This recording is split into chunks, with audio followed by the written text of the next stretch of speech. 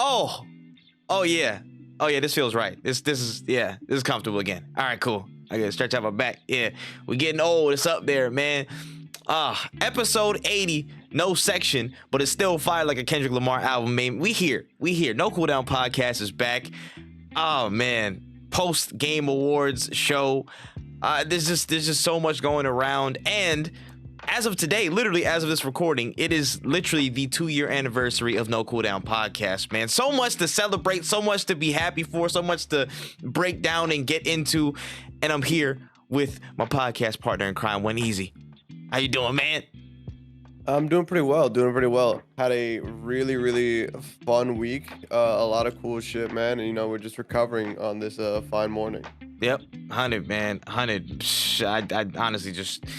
It's hard to like tell how quickly that week went by, but there was so much shit. Again, like I thought I was gonna get banned because GTA was like holding the trailer back and shit, and then we had again all the Game Awards controversy and all that stuff like that. They actually hired security behind it, and we were breaking down stuff in that live stream. Shouts to everybody who saw the live stream recording or was there with us in the flesh or as we were recording it. Man, that was a fun time. This has been a solid week. This has definitely been a solid week, 100%. But it's wild. I'll get into it more at the end of the episode, but again, 2 years of No Cooldown makes no sense to me in my head.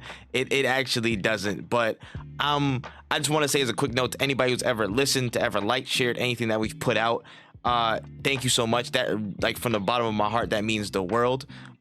This is something that I love to do. This is something I love, being involved with, bringing people in and just speaking with some dope people, whether it be just me, Wen and King, or we bring in guests or whatever. And the plans and vision that we have for the future aren't in sight, honestly, without you guys giving us the support and just the love over these past 2 years. So first and foremost, thank y'all so much. All right, that's just me. I don't know, Wen, if you want to say a quick word before I keep getting into the shit. I really appreciate you guys for even giving us this space. Ever since I was young, talking about video games, I literally cannot stop talking about video games. I'll be talking to myself about video games. So giving us this platform and just being there and enjoying what we have to say. And sometimes even when we have like conversations with you guys, it's a lot of fun, and having all these people on. It's been a really dope 2 years. I can't wait for many more years to come. It's been an honor being your podcast of choice when it comes to gaming news or gaming content in general. And we plan on keeping the quality to keep going up and keep giving you guys really entertaining episodes to listen to. 100, man. And again, you know the same old song and dance. You know what time it is. Rate this podcast 5 stars. You know what I'm saying? Go to all your audio podcast platforms, the YouTubes and all that stuff. Go type in No Cooldown Podcast. Will be right there. Again, all social should be No Cooldown Pod on Twitter. No Cooldown Podcast on TikTok and Instagram as well. So keep up with us, all the individual channels. You know us. Again, that man Tripp, One Easy, or Otaku channel, WOTAKU channel, and King, KXNGVIII. I think he's on a Kevin McAllister trip. He might be lost in another city. He might be having a Home Alone vibe. I don't know what he's on this week. He's like, I think right now is Kai's time skip arc. Bro, so like literally, he left the team and he's gonna come back way more powerful than he left. It's gonna be hilarious. He's gonna age like 10 years. Like, what the fuck happened to you, nigga? It's only been a month. What do you mean? He's wearing an entirely different fit, even though he literally, if you check out his Instagram, he's always wearing different fits, but it's gonna be a completely different, like one of those like going from Yusuke's like school uniform to the tank top, and one of those vibes. The facts, bro. The special arc, the travelers fits, man. The travelers fits. But 100%, he'll definitely be back with us in probably a few episodes, if not in the new year. But without further ado, or without being said, I was in between two fucking catchphrases, but whatever. In any case, you want to get to these stories, man? We got a lot of shit to cover. Yeah, we do have a lot of things to cover. Man, let's get to it, man. Let's get to it. We're a little bit on the catch up with some of these stories, but we have a lot of content to cover. First and foremost, The Last of Us 2 Remaster. The Last of Us 2 Remaster. Again, it got the official trailer. We know it's coming January 19th of next year. That's, again, been open to a lot of praise, controversy, what have you. But alongside the remastered Last of Us 2 single player mode, there is another mode that will be accompanying this game. It's called No Return. It's a roguelike mode. You're going through different levels with a lot of different characters. I think it's probably a full roster, about 12, 13, 14, 15 folks. Again, you're going through a lot of different levels. Again, surviving, making it through. Again, like the hospital basements, like Tommy's old, layer or base in the snow in the wintry months and shit like that. There's a lot of crazy stuff in this, but just the reception of a Last of Us 2 remastered and no return mode. Your thoughts, when? I think that Last of Us 2 remastered, I know a lot of people, crazy hot take. I think it's going to be kind of cool just because I enjoy seeing the graphic quality of the first part remastered. I don't think we needed a remaster for part 2. I agree with everybody that like, yo, if we would have waited a little bit and dropped it later, it would have been fine. But I do think that playing this game in 4K is gonna be dope because this was a PS4 game, if I'm not mistaken, correct? Mm-hmm. And it's one of those games that I played. It was like on the back end of the PS4 lifespan, so I played it with my girlfriend, had a lot of fun with it. Really good story, really dope game, really good game. I do think this new mode is gonna be cool, so it gives people more of a reason to tap into this, especially since this game isn't that old to begin with. Some people probably already still have Last of Us 2 on their PlayStation, so it makes sense. Like, if you want to buy this game, buy it for this extra mode. Definitely a strong PlayStation Plus contender, if you ask me. Definitely one of those, like, I'm gonna wait for either a big sale or for them to let me play it with my subscription. But I don't think that this is necessarily like a dud on release. I think it has its value. And again, I'll go through the positive. In this one, I'm actually gonna be more negative. What the fuck? We're starting the episode off role reverse. This shit is crazy. But I'll start off by saying with the positive, again, there is the no return mode, which is, again, like the randomized runs, which is, again, pretty solid. Again, different factors that change the gameplay, when you're going through. I'm pretty sure I think there was something they said about daily runs that are like, people can go back in. There's a certain level of replayability behind these as well, on top of, again, the randomizers, the different, gameplay twists, and just the incentive of, again, having different runs and things to achieve, which is cool. I'm not even mad at that. I'm happy that they at least tack something on additionally to, again, make this somewhat beyond its value, just beyond, hey, we touched some things up, here's the remaster. That's good. And again, I think they put a $10 upgrade on people who already have The Last of Us Part 2 purchased, I think. So there's at least some incentive for people who've already have the game and just want to see it retouched. There's only a $10 upgrade. I think it's only digital, so that might suck for a few people who ordered it physical, but at least that option is there for people. This is my thing. Dropping a game that is just a retouch up of a game that came out 3.5 years ago. How much of a substantial leap can you make in graphical upgrade? Again, the 4K case, that's pretty understandable, but from what I was seeing, again, some of the screen caps, some of the gameplay of it that's been out in the wild so far, one of the big criticisms has been, is this a substantial enough upgrade to justify an extra $60? You know what I'm saying? At $60, $70 for people who get the regular full price thing without the upgrade and the full thing and the what's called the no return mode on top. Me, no. It doesn't. At least for my eye. I don't have the, the 4K odds and ends like when. I ain't stocked up like Tony Stark just yet. Wait on me till next year. You know what I'm saying? But I think it's just like the timing of it, bro. It's too soon. It's too soon to tap into this bank. I feel like, I don't want to say it's just me, but it might just be me. Naughty Dog's kind of in this place where they have to, again, kind of hit this. They gotta maximize their time while Last of Us is hot, because again, the show's going hot. It just won a bunch of awards that came out. Last of Us, what's it called, DLC, I think, came out in the past year or so, or the remaster of Part 1 came out like last year. I feel like Sony's directive and Sony's direction and vision with them is to maximize as much, again, just not necessarily profit margin, but as much buzz around their IP as possible before they can hand it off to the next thing. Which I don't know if it's going to be another Uncharted, or again, Spider-Man kind of came out this year, and there was a whole question of whether they needed more time with their first party stuff. Like the gap between first party stuff can't be too long for PlayStation and first party IPs, so they have to get something on the cards. With Last of Us Part 1, a part of me understands, again, doing that for the PS5 because it was a PS3 game, even though there was like 4 other different versions that were ported and shit like that. That's a whole nother kettle of fish. But I just don't want.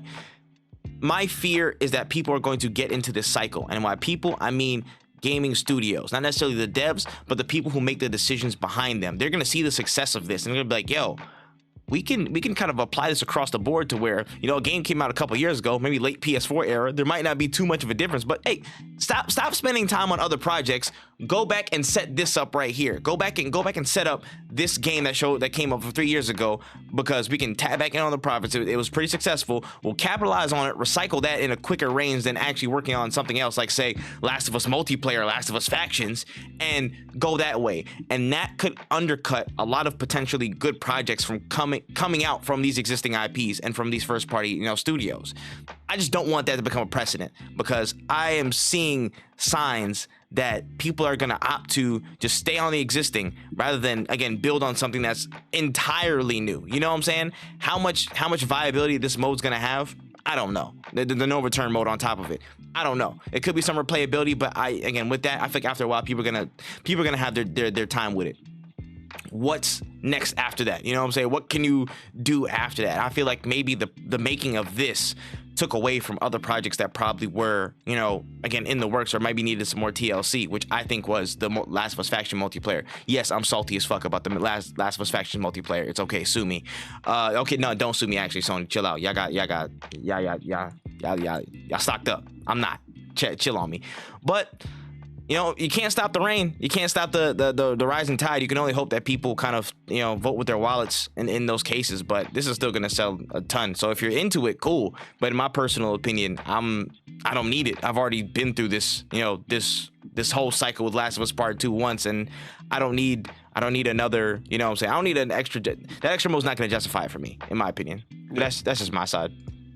No, and I completely understand that. I do think, though, however, is that like we're just in that place already. Like we've had 17 different iterations of Skyrim. We've had so many different iterations of so many different IPs. Honestly, and it's partly Bethesda's fault too. They made this shit normalized. They normalized this shit. I'm happy to blame Bethesda for problems in 2023. I do not mind it whatsoever. But it's definitely like something that we're in the midst of. And if honestly the best thing you could do, every gamer, if you don't like what's happening, do not pay money for it. Like there are people who will pay money for it. Like I know my girlfriend is probably looking at The Last of Us Remastered Part 2 right now, because again, her favorite franchise. I'm sure she's gonna have a ball with it. Me, not so much. But there are people who are gonna buy it. But as long as you guys are making your voices heard in a productive way, let's not dox people. Yeah, please. In a productive way, and making your voices heard with your wallets.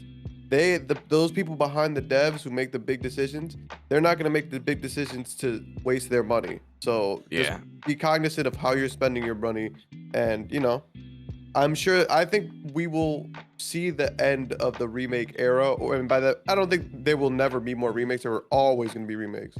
But I think we will get to a point where we move past it being so frequent. Yeah, the dominant force, honestly. And again, this is also a side note. Don't at developers directly thinking that they made the decision to do this shit. You know what I'm saying? Like, I think a lot of these cases, people don't see the actual people who made decisions. And then a lot of devs are online, so they're the first line of, I guess, defense or access. And a lot of these like losers online are going to be like, oh, devs, you did that. You did, like, bro. I'm just doing my job. You know what I'm saying? I'm just a part of this project that they set out. I'm like, a lot of devs. You know what I'm saying? In my opinion, a lot of devs aren't necessarily at fault, but you know what I'm saying? They're just kind of in the system that's doing their job. They're just a part of the project. They're not the people who like pushed the button and said, "Go, let's keep doing this." At least in part. Yeah. No. So here's the thing. I'm gonna let everybody in on a little secret. The people who make these decisions, the big brains, the people who drive people to do these kinds of things, they're not on Twitter. You have no way of connecting with them or talking to them outside of maybe going to like an industry event that you probably aren't invited to, because they only show up to like the really prestigious ones. So they'll be like, "Hey, who are you?" And you're gonna be like, "Oh, I'm just a fan." They'll be like, "Oh, nice to meet you." And then security will move closer to see what you're about to do. Like it's one of those things where it's like you could be mad, but you got to take this to the forums. You got to take this to the appropriate channels, to the Reddits. Like you got to take it to places that it actually matters. But doxing people, annoying people on Twitter, annoying people in their personal social media, it's stupid. It's stupid as hell, and you're not reaching the right people. You're never going to reach these people because the big business, the producers that have like all the power and the say and the money, they are not on these websites. They are not. Maybe they'll be on LinkedIn, but even then, they aren't even posting on LinkedIn. They're just there to be seen. So just find constructive ways to talk about or criticize these projects. Facts though. All right, pushing forward. Electronic Arts. Hey guys, we see you. You know, we got an update on you guys. So over the past couple of weeks, we saw some just buzz generating around the fact of EA getting, I guess, a patent granted, and it became public recently. And as people dug into it, they saw what it was. So with this newly issued patent, it basically was. It was titled "Generating Speech in the Voice of a Player of a Video Game." So it basically enables players to make their in-game characters, you know, have their own voices. It replicates their own voices. It synthesizes it as whatever. They outlined kind of how it played out in the patent itself. You know, you input your speech data, you're speaking to some type of synthesizer module or whatever, and it'll generate your voice back in some format in the game. Now, it's interesting to see this kind of pop up as of late in the midst of a lot of different things in this climate. But I'm curious, how do you take this patent? I think it's pretty interesting because I don't like hearing the sound of my own voice. I think a lot of people would agree, like, oh, I don't really like hearing the sound of my own voice. I don't think people are going to be like, yes, I want to listen to myself be dramatic in a video game setting. I also think this super undercuts the voice actors in the industry. I don't know what this is for. It would have to be used in such a small way. Like, it would have to be like, hey, you get to voice this very generic character, or we'll put you in as an NPC around the world. Sometimes you'll hear your voice, sometimes you won't. Like something like that. Or like XCOM, like a game where you have characters that have literally no personalities that you can make personalities. Like I remember I used to have an XCOM game where I made everybody like an Avenger. Like I had Tony Stark on my team, like a bunch of people. It was cool. But like something like that. But if you're telling me the next GTA is gonna have my voice, I don't want to hear me saying, hey, bitch, give me the money. Like, that's gonna sound so corny. You're gonna be a sidewalk NPC and stuff like that, walking saying that wild shit? Nah, man. You know what I'm saying? Allow that. I think it's stupid, but I hate to be this guy, but sometimes it feels like these people are just trying to save money or cut corners, and this seems like a cool idea, an advancement in tech that really is just meant to save money. Now this is my thing. Again, we just came off a pretty significant, strike, lasted a couple weeks or like several in Hollywood through a lot of different people, a lot of different, facets of entertainment. Gaming was involved in that. And voice actors were a big proponent of, again, those strikes, what they stood for, their proper compensation, pay, and treatment in the gaming space. And this thing comes along right after all these conversations about AI, rights in perpetuity to people's voices once they get, submitted into a certain system or AI application, for voice acting or full-on acting as the AI captures their data in some way. And this is my thing. I just have a weird feeling in the back of my head, EA, most times you guys are, a benevolent company, right? You know what I'm saying? You guys are pretty solid, but, I just have a nagging sensation in the back of my head that, you could take people's voices and use them and claim them in perpetuity for some reason, you know what I'm saying, in some fine print. It just feels weird, bro. It just feels weird. Again, on face value, not looking at the potential legality, morality, and, the different lenses of the situation. This looks, fairly cool. Maybe say a couple lines, blah, blah, blah. I'm not mad at the positive connotations that could come from this. But in a place where voice actors are routinely shafted over and over and over again, and there's been consistent attempts to undercut them in some way, shape, or form, and you introduce this, it just feels like a smoke and mirror to undercut them even more and not even give them just due. You know what I'm saying? I'm not gonna lie. I don't think I'm equipped to say the shit that Jennifer Hale said as FemShep in the Mass Effect series. You know what I'm saying? Me personally, I think I have an okay voice. You know what I'm saying? Sometimes it'll get up there in range, but I don't think I would hear myself in certain ways. And if you got some corny ass writing in your games and I have to say that, again, I'm not gonna be happy. I'm not going to be happy. I'm gonna try and say whatever I want, but you're gonna typecast my you know what I'm saying, my voice into some lame ass lines, and that's a whole nother violation on top of it. I fear for the application of this, and I feel like I've been saying that for a lot of things that have happened over the past year or so. I see good things that can come from it, but I'm just more afraid of the negative application and exploitation of what it is and what it can do in this space.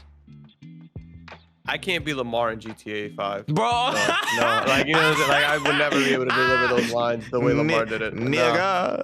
Like, get that yee ass haircut. Like that's would it work? That's why none of us can do it. Like I'm sorry. Oh, shit. Let's pack it up. Oh shit, bro. That is too funny. Oh my gosh. I'm just trying to imagine like just different people and stuff. Mac, give it a Lamar lines. Maybe you get some bitches on your dick. The only person I know who could pull it off would be Kendall. He would be like, "Wow, these voice actors are amazing." It's like, yeah, we know, you fucking idiot. Yes, motherfucker got the Barry White voice off birth. I was about to say 6 months out the womb, he got that. He's fine. He's built for voice acting. That's just him. But yeah, everybody else, we're out the question. I don't know, man. Yeah. I don't know. Shit is insane. EA, we watching you. We watching you, bruh. That's all I'm saying. All right, moving on here. As we move closer into the future, I know this was kind of out of frame for a little bit, but the Wonder Woman game, WB's Wonder Woman game, we got a bit more details on just to shape what we might see in the future. Again, it's confirmed to be open world single player. It's going to be a third-person action adventure, going to feature some original story elements into their game. It has the Nemesis system from the Shadow of Mordor games within its gameplay loop, and it's not a live service game by any measure. And of course, it's made by the Shadow of War Mordor team. So some interesting details that came from it that might give us some inkling of what we're going to see for Wonder Woman. How are you feeling about these new details? I think it looks cool. I think like those details are good details, but I have yet to see like a modern day. Has there been a modern day WB banger? I feel like we haven't seen one in a while. I love multiverses, but that's not okay. This. We got to be specific. You got to be specific. Non-Batman Arkham, non-Rocksteady. Non-Batman Arkham, like non-Rocksteady. Hogwarts was non-Rocksteady, like it has to be. I mean, when I mean modern, I mean post 2010. I guess Batman Arkham Knight was that, yeah, but even then, like, that wasn't the best one either. Yeah, just because it wasn't the best one, it was, again, gameplay. It's the best in the series, but that shit was laggy as hell, buggy as hell on launch. So I can't always give it the full just due. In the end, it came together, but you could squeak that one in. You could squeak that one in. Hogwarts was cool, but it wasn't levels. But I guess Shadows of Mordor would be that, and like this game, it looks like it's on the right track. Yeah, but I don't want to count it because they literally made it. But I see your point. Yeah, literally, I'm not gonna lie. Shadow of Mordor and Shadow of War probably they do count. They do count. So this game is on the right track. I think this game could be a banger. I'm gonna keep the emphasis on could, because we know how these things can go. So I'm gonna say this is in a really good spot. I think they're in a really good direction. But if it comes out that it is ass, I will not be surprised. I'll be like, I just hope that people are gonna be like, I mean, what do you expect from a Wonder Woman game? Like, that's not the attitude I want to go into it, because I think out of all the DC heroes, Wonder Woman probably has the best shot at having a good video game, because she's not broken or completely like impossible to scale into a video game. Like, Wonder Woman makes sense because, you know, you can have a platform, you can do a lot of things. Imagine playing a game like a Flash game. That man literally can run back in time. How is any of this a problem for him? Yeah. No, in fact, it's like there's just such a impossibility behind the situation. Again, you thinking logically, like breaking the game's logic. Like, bro, I could just leave. Like, I could just go as the Flash. You know what I'm saying? Like, what the fuck you mean? Why is anybody even catching? Like, it would take so much. Like, or even like a Superman game. Like, you would have to shoot him with a kryptonite bullet the moment the title hits. Before I'm like, okay, yeah, I could see this game being like valid. You know? Yeah. Again, there's just with those other folks, it's just you have to frame it so like intricately to make it plausible that it's like, damn, it's crazy. Yeah, Wonder Woman's not that crazy. Again, even though she's super fucking yoked. She's got crazy powers. Like it's still an approachable concept. Like she still has a lot of good background. I would love to see, you know what I'm saying, Themyscira in that game setting more. You know what I'm saying? Just a, you know, you don't even have to go there. You can split between that and the real world and stuff like that. But I'd love to see Themyscira in a game setting. Just based on what they're offering, man.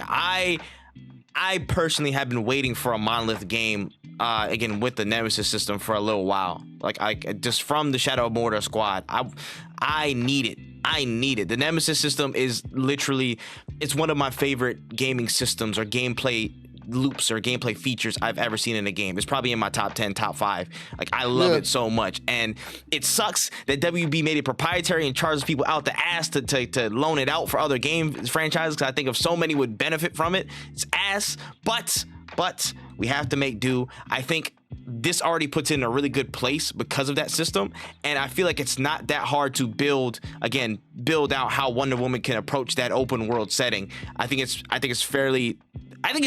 a lot of ready-made pieces there, especially if they just focus it in Themyscira. Like, I think they'll be really, really good. I think it has the potential to. We just got to see what that gameplay is looking like. I need it to be. If you're in the same row as a Shadow of Mordor, you'll be in a good spot, in my opinion. But we'll have to see. Yeah, 100%.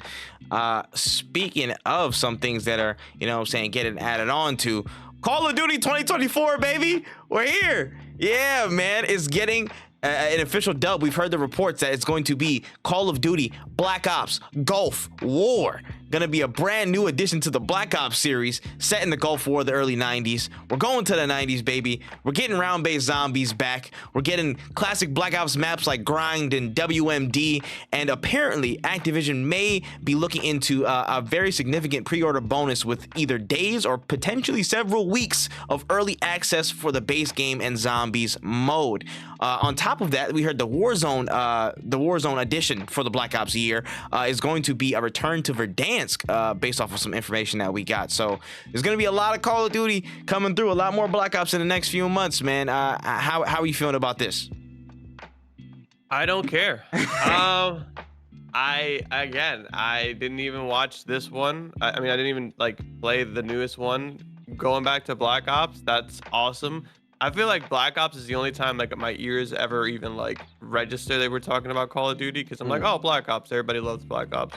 But I think their backs have to be deformed at this point compared to this franchise. I hope that it's a better campaign than the last game we got, but I doubt it. I just don't know with this franchise anymore, man. It kind of just feels like the days are the golden years are very well past it. I'm not really looking forward to it. And now that they're doing they're trying to use FOMO to get people to play it, just fear of missing out, bro. They're just hey, if you pre-order, we'll let you play 3 weeks early. 'Cause that's the only reason you're gonna get most people into it, who aren't really into Call of Duty. It's well, everybody's playing it and they seem like they're having a good time. Plus, if they do it early access, then anybody who does a game review, technically their embargo, if they set an embargo up, they can't release any reviews until after the 2 weeks of until the day's actual release date. Yep. Which is a nasty way of getting people in it.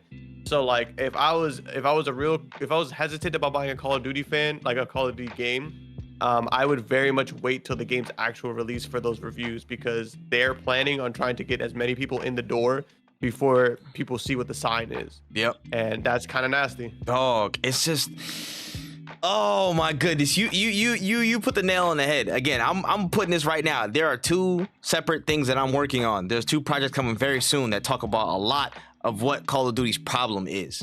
But to put this in some type of relative perspective, because I don't want to spoil it all here, you know what I'm saying? But they're stuck in a foxhole, bruh. They're making too much money to ever change their ways at this stage. And I don't think Activision and Xbox merging together and Xbox coming in as a dominant force, I don't think it's going to alter too much to what their game plan is, to what the development health is, potentially differently, but to the strategy and application of doing something potentially outside of a Black Ops or a Modern Warfare, I'm not sure that can ever change. I'm not sure that's even going to change. You know what I'm saying? They might deviate, but they might see a sales dip and go, oh, nah, we can't do this. We gotta keep you on a steady track. It might just be like an Atlas type of situation. You know what I'm saying? Like he's just stuck there holding up the rest of the company and making profits for them so they can function above. Like I just think Call of Duty might be doomed.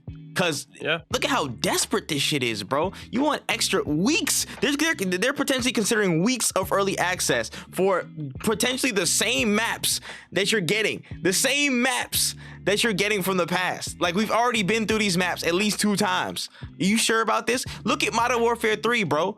They literally dropped with not a single new fresh map in the launch of the game. It was all 16 maps from Modern Warfare 2, the OG in 2009, and then they dropped some Modern Warfare 2019 Lucy's. That was literally it. And it makes no sense to me how people can rate this. How can you rate this when they're just stuck to the same post and they're wrapping themselves around the tree. They're not leaving, bro. And it's sad to see. As somebody who was at heart, I'm a Call of Duty fan. I grew up off of this shit. I love it. But to see it in the place it is, like outside of the couple mindless sessions that you get in and stuff like that, it's bad. It's just like, damn. Again, like people are gonna have complaints about the same thing. It's gonna tweak. Like it's just a dog chasing its tail at this point. Sometimes it may be fun, but it's just tiring. The more you look at it, the more you see it, the more you're in it. And it's just like, bro, can Call of Duty ever find a way out? I don't know, man. This Black Ops Gulf War seems like a foreboding sign. Sure, it may be a little bit of fun. You know what I'm saying? It might have a couple of hits, but I feel like every year that fun factor fades quicker and quicker and quicker. Shit's crazy, man. Shit's crazy. But moving on to some more positive news, to a company who seems to be on the up and up, Remedy. Remedy is coming off a really good year so far. We've heard some more news about their multiplayer project. There was apparently a project codenamed Vanguard that was going to be a free-to-play multiplayer co-op game, but they're kind of adjusting their strategy, and they're going to change it into a full premium co-op game. It's now codenamed Kestra within their ranks, and we've had a quote from Remedy CEO. He said, and of course, and I quote, "We've made some great strides in free-to-play and multiplayer development in Vanguard. After a lot of careful consideration, we believe that taking on a new direction where the game will be built more around Remedy's core competencies is the right way to go. We are creating another distinct Remedy game with Tencent's continued support and making a great cooperative multiplayer experience." How do you feel about a potential Remedy co-op game? I think it's still too soon to say what exactly it will be like, because I very little information on it outside of it being co-op. But I do think that Remedy is one of those companies that is on a really, really good has a really good quality record. And looking at, they made Alan Wake, correct? I just want to double check. Yes, correct. Yeah. Alan Wake, if I'm not mistaken, Control as well. Correct. They make really great quality games. I still to this day have thought about going back to Control because I didn't beat it, and I really want to because of I know it's going to be a good experience. So I think this is one of those I don't think it's going to be sink or swim, because I think the game is going to be good. I think they are not in the position of the best way to say it, I don't think they're going to sell out for the bread. They're not going to cut corners to get their cash out. I think they're going to make a good quality game. I mean, look how long it took them to make Alan Wake 2. They took their time to make quality games, because there are not many companies that do that these days. And I think Remedy is one of those that will put quality over the deadline any day of the week. So I want them to take their time. I want them to speak as little about it as possible and show me a sick trailer a year at most before it's out. Yep. I get it. I understand. And looking at this, the words core competencies of Remedy really, again, speak to me, given how they've been able to develop stuff over the past, couple of years, again, with Control DLC, with Alan Wake 2. It could be some type of offshoot of that kind of universe that they're building. And again, it's tough because the universe shtick is pretty overplayed, but I think they have really good application of it. So that example can get a pass if it's quality, in which case I think it is. So I would love it. And again, you know me, I'm a whore for co-op games. If you have co-op stuff, I will to it. I will be more than likely to tune in, because I feel like that's a part of gaming that we're starting to get some, you know, a different feel for again. And I think we're starting to see stuff pop up more frequently in that side of the house. And I love it. I love it. More co-op experiences. Again, from a Remedy perspective, I think that would be really, really cool to see. Like, I don't know where exactly direction it'll be in. I don't know if it'll be like, you know, you may be in the like maybe some subset of the Federal Bureau of Control or something like that. It could be like an Alan Wake fighting the darkness type of thing. It could be a whole completely different offshoot of what they're thinking, to go somewhere else completely. You know what I mean? It could be, I'm about to say, some way off the kilter. I don't know. I forgot they're remaking Max Payne too. I'm about to say they're. I believe so. Yeah. Yeah. So I don't know. Like, it could be just a pure up, like, you know what I'm saying, like gritty shooter, like a Max Payne style type of deal, and that could be something. So I think Remedy have a lot of different good directions they could run in, and I trust them. They have done enough over the past few years to build trust as to me, one of the most reputable brands in gaming, one of the most reputable studios in gaming with what they put behind their work. And I'm fully looking out for this, man. Co-op is always a win for me, so I'm with that. Yeah, no, I think they're gonna be great. Yeah, they'll be just fine. And speaking of somebody else is gonna be just fine, Capcom, they're gonna be just fine, as they have confirmed more Resident Evil remakes are coming. They don't know which ones. They don't know how it's gonna get done exactly, but they said look forward to it because they're coming. They're on the way, baby. How you feel about this? I think I want to see Resident Evil 5 remade, because that's actually the only one that I've actually been looking forward to, is because it's co-op, and I know my girlfriend played a bunch of it. She liked it, and I enjoyed it, but I never got to beat it. So I would like to play that game with her. But that's the only one that I'm like really, really excited for. I would love to see what they do with 6, if they're gonna like keep 6 canon or redo it. I think they should redo it, but I think keeping the concept the same. I enjoyed having like a variety of different perspectives. They need to tear that son of a bitch down and rebuild it in a new image. They need to tear that shit apart. Yeah, but I'm definitely interested in to see what route they go. I've kind of like made peace with the Resident Evil remakes, and I think that they're pretty solid now. I just hated hearing like crazy new world announcement, and then it's like, it's a Resident Evil game we beat before. But I've made peace with them because they're giving me Monster Hunter. So it's like, you guys, they gave me Monster Hunter and Street Fighter, so I'm fine. You guys can do what you want. This is the trade-off, man. There was LeBron in the studio, man. Resident Evil. So you know what? They go 2 more for y'all. They drop some extras on this shit, man. Again, bring them on. Me specifically, first and foremost, yeah. We're probably gonna go Resident Evil 5 and 6. 5, again, just solid remake, bring it back down and up. I think it's a pretty straightforward shot. Resident Evil 6, good lord, change everything. Yeah. Change everything. Storyline you can pretty much rough it, but make sure you just patch it up. And do something, because that was something that happened years ago, and we don't like to mention that. So see what you can do. Outside of that, Code Veronica needs a remake, and that's the only one I will look for outside of 5, 6, and I don't even know what else is there. You know what I'm saying? I very selfishly, it would be hilarious to be like, yo, what if I just like remake Operation Raccoon City? You know what I'm saying? What if you Operation Raccoon City, guys? Yeah.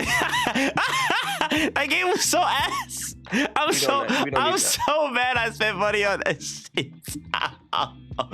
Oh, that's deep rooted pain right there. That is deep rooted fucking pain. But nah, definitely just focus on Code Veronica. I think Code Veronica should be #1 on the list to be remade. I think that's, again, such a really good one. From playing some of it from years ago, and then from watching it back, like I think Code Veronica's probably up there with, I wouldn't say maybe it's the most in demand due to voters and shit like that, but I think it'd be a high quality one if you really got to it first. So yeah, Code Veronica. And Capcom, you printing money anyways. You in a good mood anyways, man, from what I've been seeing lately. But we'll get to you later in the show. You know what I'm saying? Capcom, y'all in a good way. Pushing on to this next news here. Hey, Bungie is in trouble. We've heard a lot over the recent months about how things have taken a bit of a left turn at the company and within their ranks and such. Apparently, from what we're saying, based off of the layoffs, based off of, again, the delays and how things have been going in terms of performance, Bungie could potentially be completely taken over by Sony if they miss financial goals. And this is coming amidst, again, the layoffs, all the cost cutting and extra added responsibility on top of the people who are left behind, potential outsourcing of jobs. This has been a really big hit, and Bungie, again, they're in some trouble, man. How do you feel about this? Honestly, it's kind of sad to see how like bad they've been doing, and by bad I don't mean necessarily like financially. I think it's just like in general. I think the higher ups maybe need some shaking up to do. Like, I remember at first a lot of people were blaming PlayStation or they were under Activision at first. Sorry, they were blaming Activision for the decisions that were being made about the game. Right? They got out from under Activision. They're solo dolo now. Everybody was hype, and it kind of only got worse. And they started adding like microtransactions, and we were like, I guess they're doing microtransactions because they don't have Activision footing the bill, so they need to make some more money. Okay, sure. We'll tap in. We'll give it up. But it's like really difficult to be a Destiny fan in 2023 when Warframe is right there. Like, I played both of those games, and mind you, I enjoy the Destiny gameplay loop more than I enjoy a lot of games. I really do enjoy playing the game, but there is just absolutely no reason I should be playing this game, financially speaking. Like, there's just no real benefit to it outside of the actual gameplay, because it's expensive as hell to play. When you looked at every single expansion, you had to like pay money for it, and then on top of that, there's seasonal stuff too, so you have to pay for those seasonal things.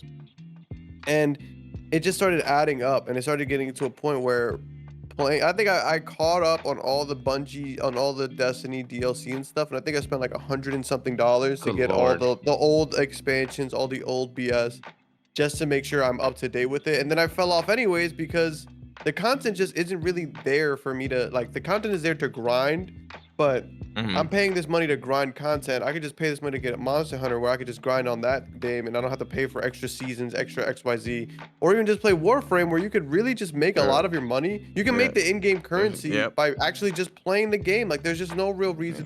The system is flawed, and I think that the best thing that can happen for Bungie is that they get taken over, because when you're laying people off, like the dude who made Halo, the composer who made like the Halo music, like they were letting off a bunch of veterans for no real clear reason. And then on top of that, them blaming the fan base, like that's how you know they're out of touch. They're super out of touch. They shouldn't be behind the wheel anymore. It's like letting an 80-year-old person drive. Like they maybe they used to be able to drive pretty well, but they're so lost in the sauce now that even if they were to get into an accident, they're gonna blame somebody else. Yeah, nah, you're right, bro. Yeah, it's sad. It's sad, honestly, and I feel like, again, in my opinion, it's down to the folks up top making those decisions at Bungie. Just because they've made these decisions with how the game's gonna run, how Destiny's gonna function. That's already been a pain in the ass to people who've been supporting it. Nominated for Best Community Support Game at the Game Awards, which is something that we'll get to. I don't think we're going to cover it when we get to the main stories, but being nominated for that is kind of wild considering how this past year's went. It was a slap in the face, and it really felt like they told Jeff, like, yo, please nominate us for this. Or somebody at one point was like, yo, we need to add them to the list because Bungie's been good to us, or some BS like that. It feels political, that nomination, because there's absolutely no way a company blaming their fan base is like community support. Are you kidding me, bro? That is rude to even put that on the show. That's a spit in the face of people who actually love and support Destiny shit. And again, I'm not a Destiny motherfucker, honestly. Again, I left literally before the first DLC dropped in the first game. I wasn't there long, but to people who have been committed to that, if you're a gamer that supports a franchise with your lifeblood and you really love it, and again, there's whole cons that have been made around it and shit like that, but to do that to them, that's disrespectful. And to be nominated for some shit like that across the year, that's even more disrespectful. But again, it's just all kind of all the chickens coming home to roost in a sense, man. The bad decisions on part of the leadership of Bungie have put them in this position to where, one, the layoffs have been pretty aggressive at Bungie, and apparently it's kind of severed that relationship between again, the workers and the people who've been making these decisions. Apparently the morale is just like super bad. It's like, people up top want to tout this community culture at the company, company, but it just hasn't been reflected. You know, they lost some good people. They just piled on more to the people who've been, you know, who are still there at the company. And it's just, apparently all of this is just because they want to cost cut as hard as they possibly can to remain independent, to remain, you know what I'm saying, wholly in control of Bungie, or Sony takes them over. So it's like it's a catch-22. It's such a catch-22, you know what I'm saying? And on one hand, I don't want to see Bungie go, you know, get completely taken over by Sony. I love when companies have their independence and they're able to execute on their visions, you know, because they know what they want most. They know how to execute on their games most. But on the opposite side, seeing how this company's been run, maybe them being absorbed by some people who have some better, you know what I'm saying, controls over the company would be a better idea. Maybe Sony putting them under, you know, again, some supervision would be a good idea, because it looks like it's running into the ground. Everything looks like it's banking on, what's it called? What was it? First Light? The DLC is coming out in February. They got delayed. Is it First Light? Yeah. Something like that, yeah. Looks like all this shit's banking on that, and I don't know if you guys are gonna have enough goodwill stored in the bank to bring people back for that time, and who knows if that's gonna be, you know, quality enough. So it's such a dire situation. I feel for Bungie, and again, that's not going to affect everything else that they're doing. The potential, the marathon shooter that they were again bringing back, are reviving in terms of the IP. This could be, you know, like the last days of Bungie, and I don't want it to be. I don't want it to be for any intent and purpose, but they've got to find a way to fix the relationship between the people who are, again, there on the floor making these games, and after that, they need to figure out how to restore faith in you know, in the community that supports them, in the gamers that play Destiny 2, or else it's not looking good for them. So for me, I completely understand where you're coming from, where it's like, yo, I want to see, like, I don't want to see them lose their independence, and I agree that like a company's independence is very important, and it's something that I too don't like to see smaller companies getting eaten up by giant titans, because obviously that's how you get monopolies, and as we all know, I hate monopolies. But I also want to see people actually give a fuck, and that's the problem that I don't really see from Bungie, is that I don't really see them caring. And the reason I say this is because just looking at the way you talked about your own community, that when I saw that, I kind of really just lost all faith, because there's no way you're gonna blame the people who are paying your bills and saying, these people got laid off because y'all aren't buying enough silver coin. Are you kidding me, bro? These people got laid off. We didn't make the decisions to like, if you would have told me, hey, what do you want to see in the game, and I picked it, and then nobody else played that mode or bought that expansion because I did my decision, yes, then it is 1000% my fault, Bungie. I'm not in those boardroom meetings. I'm not in the meetings of how this game is going to progress. You guys are. So to sit here and be like, oh, well, the people aren't spending enough money on our game. Why aren't they spending enough money on it? Because there's nothing to spend money on outside of cosmetics. There's the game itself isn't bringing people back. I bought the new the Lightfall or whatever game mode. I bought that expansion, and after that I fell off. I stopped caring because it was just seasonal shit, and it was like, oh, do XYZ to get this cool gun, and the gun is like whatever. Like, it's just not, you guys aren't really trying. You guys thought you were gonna have like some bread and butter. The cinematics aren't even really there. Like the story mode was kind of buns. I wanted more. Your expansions have been very lackluster. They don't even feel like expansions. They feel like DLC. And that's something that's not a good thing. Like, at the end of the day, that is not what you want. You don't want me to walk away from this like, oh, that was cool DLC. If it is an expansion, I need some expanse. You know, I need some big reasons. But yeah, no, I honestly don't want to see Bungie become like a part of the Sony empire. But honestly, I don't want to see Bungie continue to do what the fuck they're doing now. I think a lot of the leadership either needs to, like, if they want to stay independent, they need to remove a lot of the leadership, or just let PlayStation handle it and just let them do what they're gonna do. Because I promise you one thing, I think it'll be better than what we have right now. I can't. I don't think I can dispute that much, man. I don't think I can dispute that.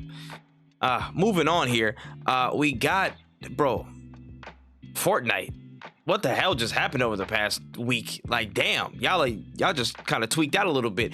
So they announced that they have on top of, again, like the whole Fortnite festival that was going on with the different musical acts and all that stuff. They announced 3 new games that will be coming to Fortnite. One have come to Fortnite. Yeah, well, literally at this point they're already there. 3 new games are in Fortnite now.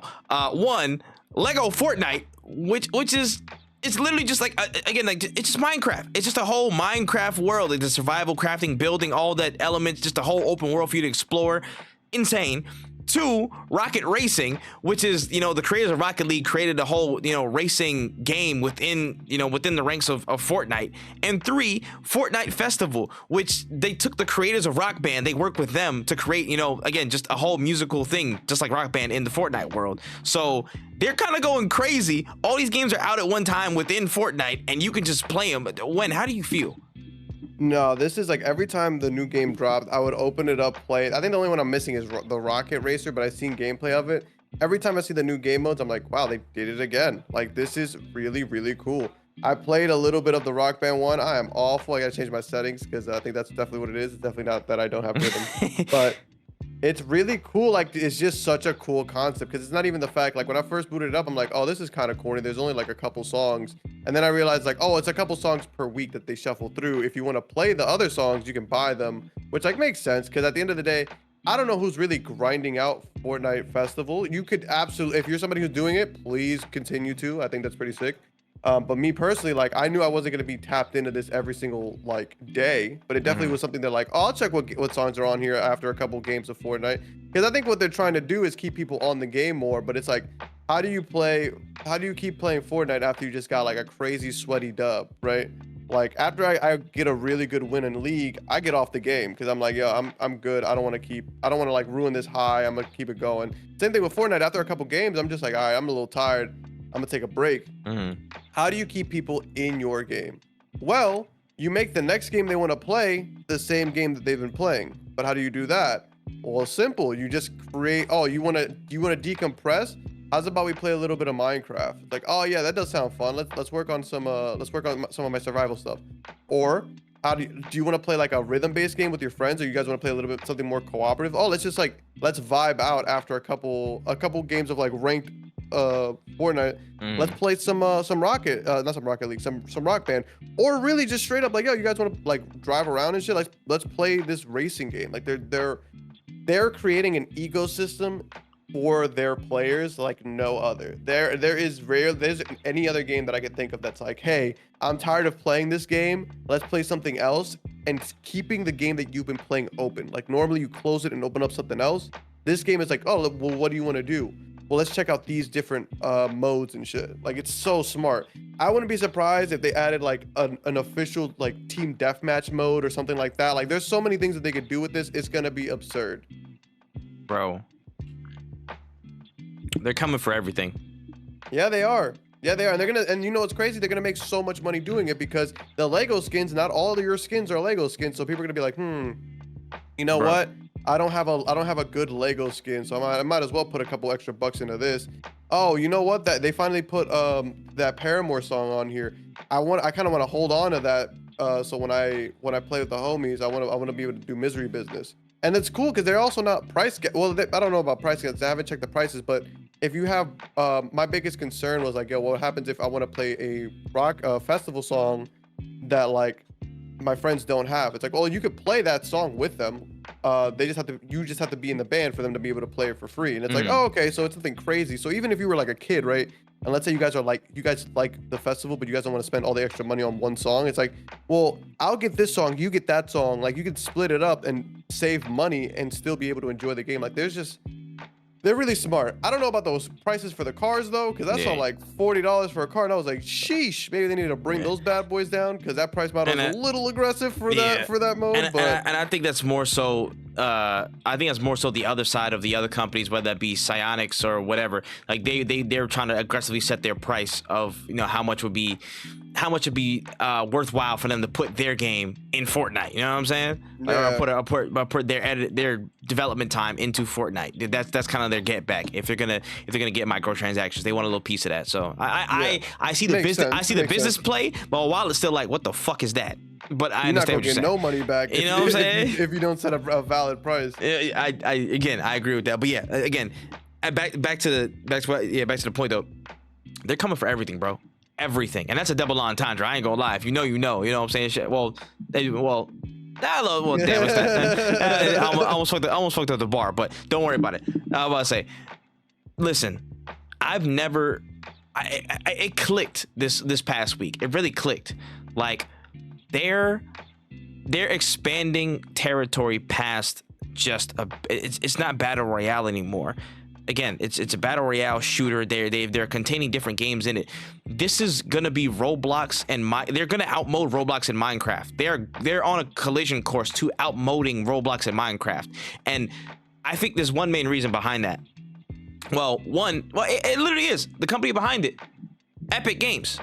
Epic Games, one, literally has enough money to bargain with these other companies and show that there's enough, I guess, just viability in putting their games or their projects into Fortnite. And, you know, it'll be that easy. And I'd say because of Epic, they have Unreal Engine. It makes it so easy. Unreal Engine is literally again, probably the most common, if not the most common engine being used in game development today. Having a direct line to plug into Fortnite to say, hey, if you're having a good game, you know what I'm saying? If you're making a good stuff from actual studios, why not put some of this in Fortnite? Or if there's something viable we like, you can put it in Fortnite. Using Unreal Engine, we can slide it in right here. We know how to do it. We made it. Yeah. It makes it so easy for them to do things like this where they're creating whole mini experiences. And it's just, it all adds up to saying Fortnite's taking over everything, bro. Everything we've seen so far. They've gone from... We're taking again concerts. We're taking concerts and full-on performances and stuff online in the digital world. We're taking that. We're putting that in here. You know what I'm saying? We got Ariana Grande. You know what I'm saying? Eminem and all these people like that. Travis Scott. We put it in there easy. We can capture people from the music side of the house. We got that. Fortnite Festival's going on right now. Easy, cop that. Gameplay, we already got all these collaborations between movies and TV with the skins and all that stuff like that. Movies and TV. We were rerunning Dragon Ball episodes during the whole Dragon Ball collab in one of these creator worlds. TV, we can get that. Cool. We can, you know what I'm saying, put ourselves in that. Gaming, how do we expand beyond ourselves? Again, outside the collaborations, let's just put actual games in our games. You know what I mean? Like, they're taking every pillar of entertainment and putting it within Fortnite. The effect that Roblox has had on children, it's going to affect everybody in the next 5 years. It's going to take over everything. It's going to be the cornerstone. You know what I'm saying? I'll make that prediction right now. Fortnite on its current path right now, it's going to be the cornerstone of gaming. It's going to be the first reference. I remember we had a conversation. I don't know if it was in the podcast or outside of it. What game will we pick?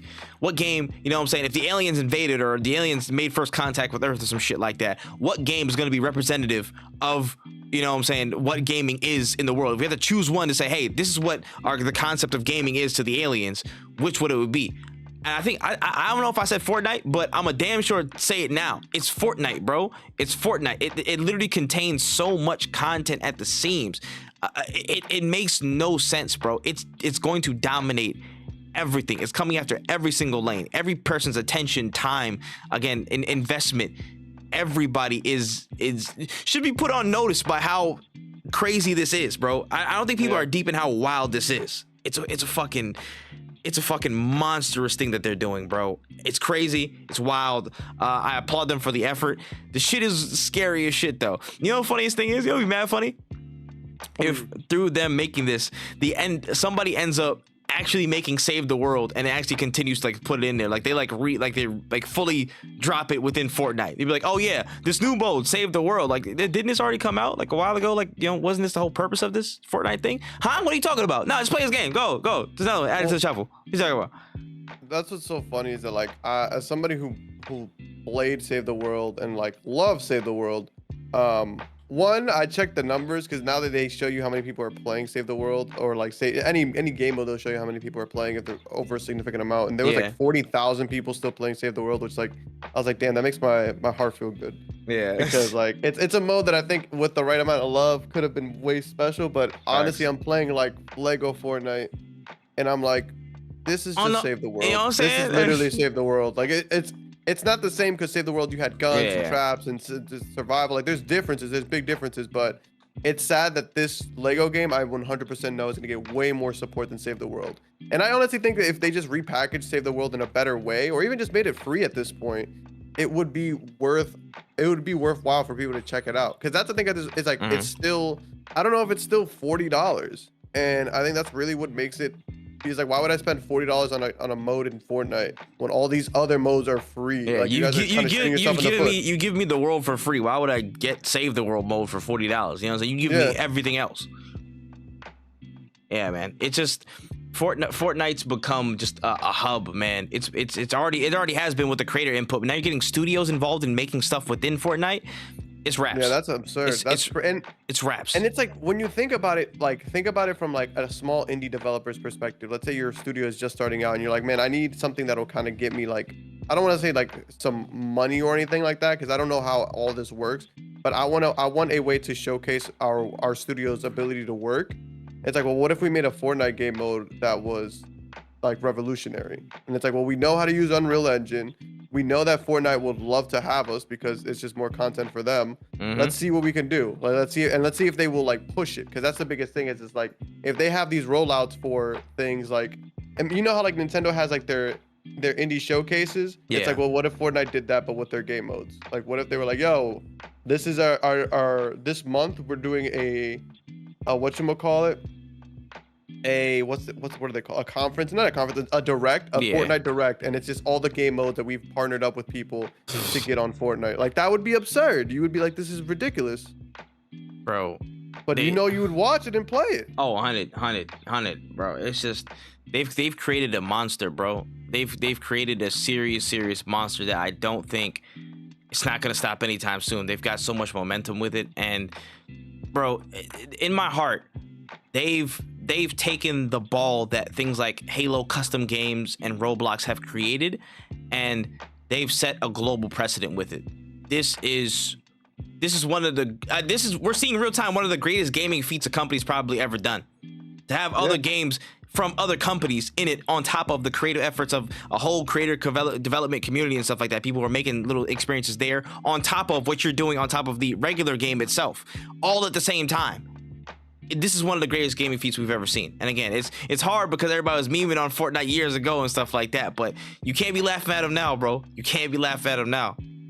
Fortnite is just like the TikTok of gaming, I feel like. When TikTok first came out, it was like everybody was making fun of it. Like, I'm too old to be on TikTok. I'm not going to get a TikTok. What's the point of TikTok?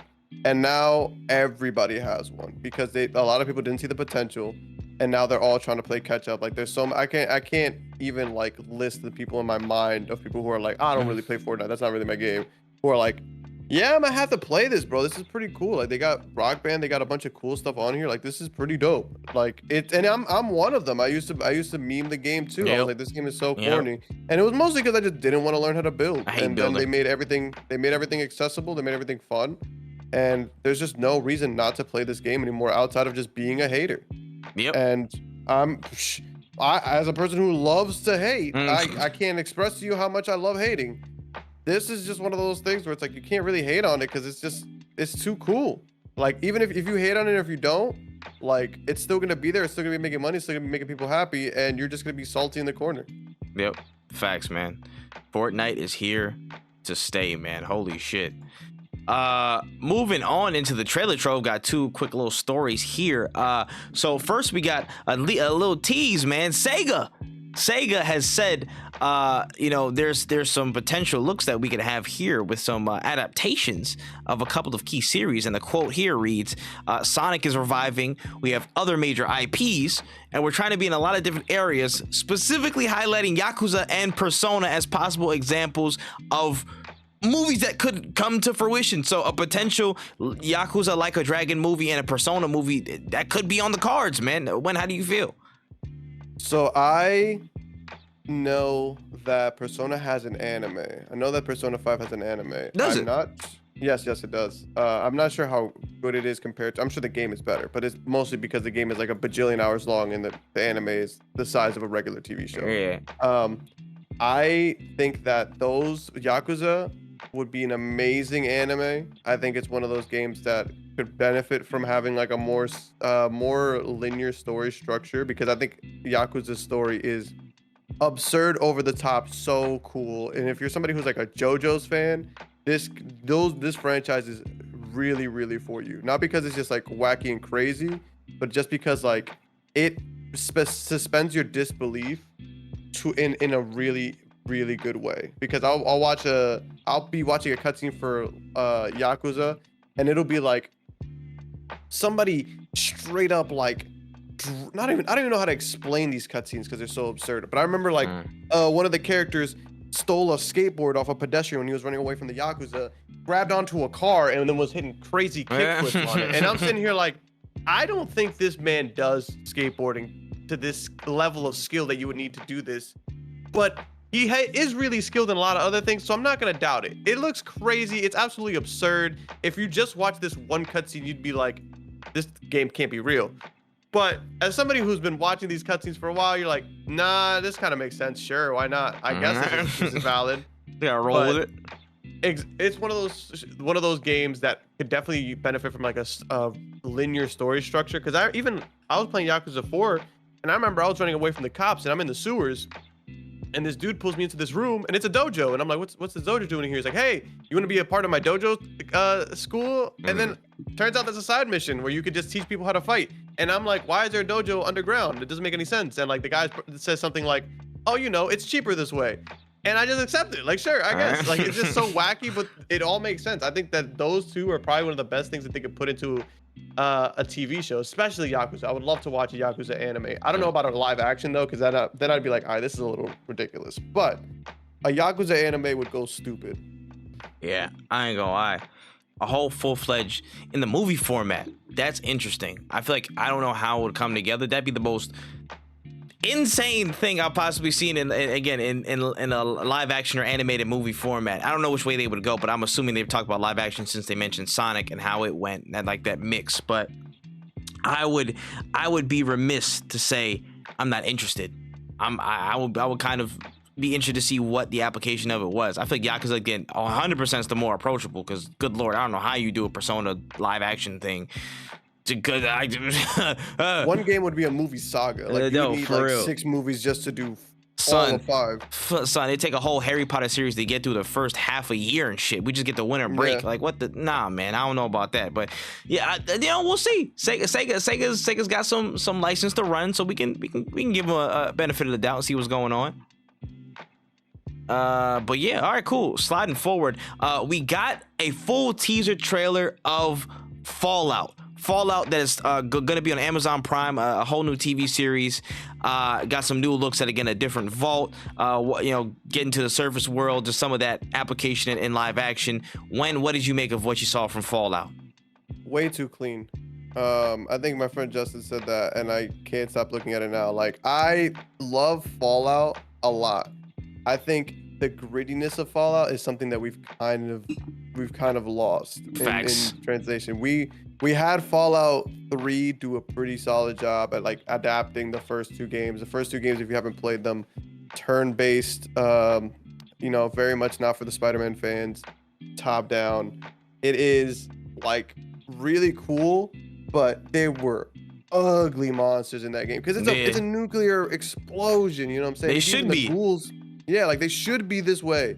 Even the ghouls in 3, they looked gnarly. It was pretty sick. And then once we got to 4 better graphics, so they were like, let's make them a little bit prettier, clean them up a bit. It wasn't the worst, but like I'm watching Fallout, and I'm like, this just looks a little too clean, because this should be a world that's been devastated by multiple nuclear explosions, destroyed by war and like famine and a bunch of things. And I'm just seeing like pretty solid, clean cut people. Like, it just looks cool. It looks fine. It looks pretty, but I don't know. That's the only issue that I really have with it. Everything else looks fine. I think it's going to be a pretty cool show. I definitely will watch it, but I want to see them do the world right. Because if I see like a Deathclaw and like there's just so many different areas, or even like in 4 where there was like that area with like so much radiation that you couldn't be in there without power armor. Like, what's that going to look like in a regular in the setting of the show? Like, I need to see some cool, gnarly monsters. Yeah, and at the end we got to look at that one.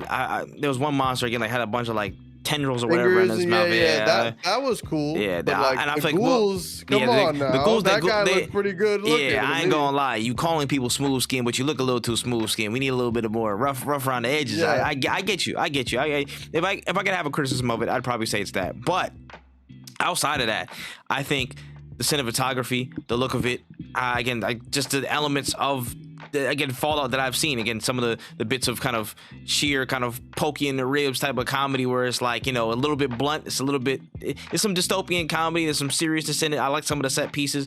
From what I've seen, this looks good. I have expectations for this, which is probably the highest praise I can say for any video game adaptation of some shit ever. You know what I'm saying? I have expectations, which is weird now. You know what I'm saying? Because again, the dude who made Westworld made this, and there's a lot of input behind this. Good cast. I'm just like, damn. I don't want to put too much weight on it, but like, damn, this was a really good showing. I'm not gonna lie. This looks like something that could hold up in my eyes. So I'm interested. I'm going to be there day one. I'm gonna be there at day one actually watching this, because from all that, the Minutemen is different vault, like again, just all the different looks that we've seen, little teasers here and there. I want to see how it plays out in full, man.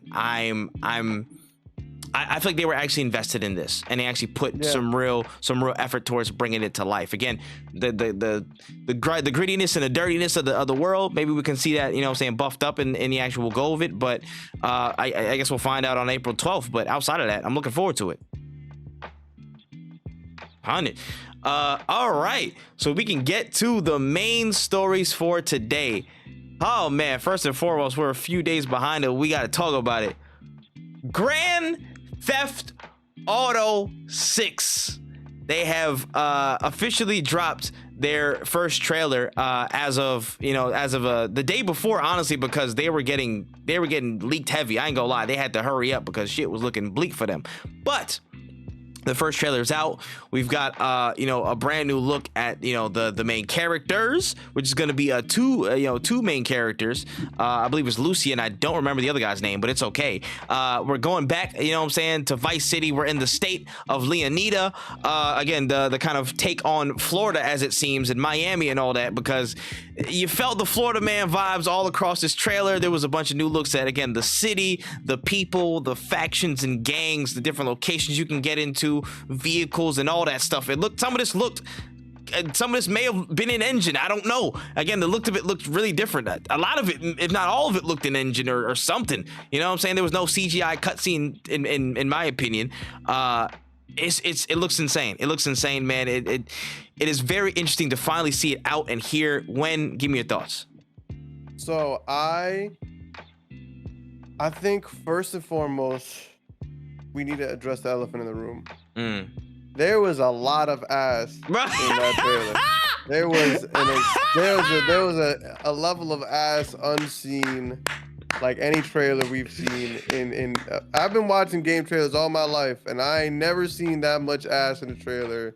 So already breaking records. Yes, sir. Yes, sir. The amount of cheekage, the volume of cheekage, the jiggle watch was going insane. I was about to say they went crazy in the studio.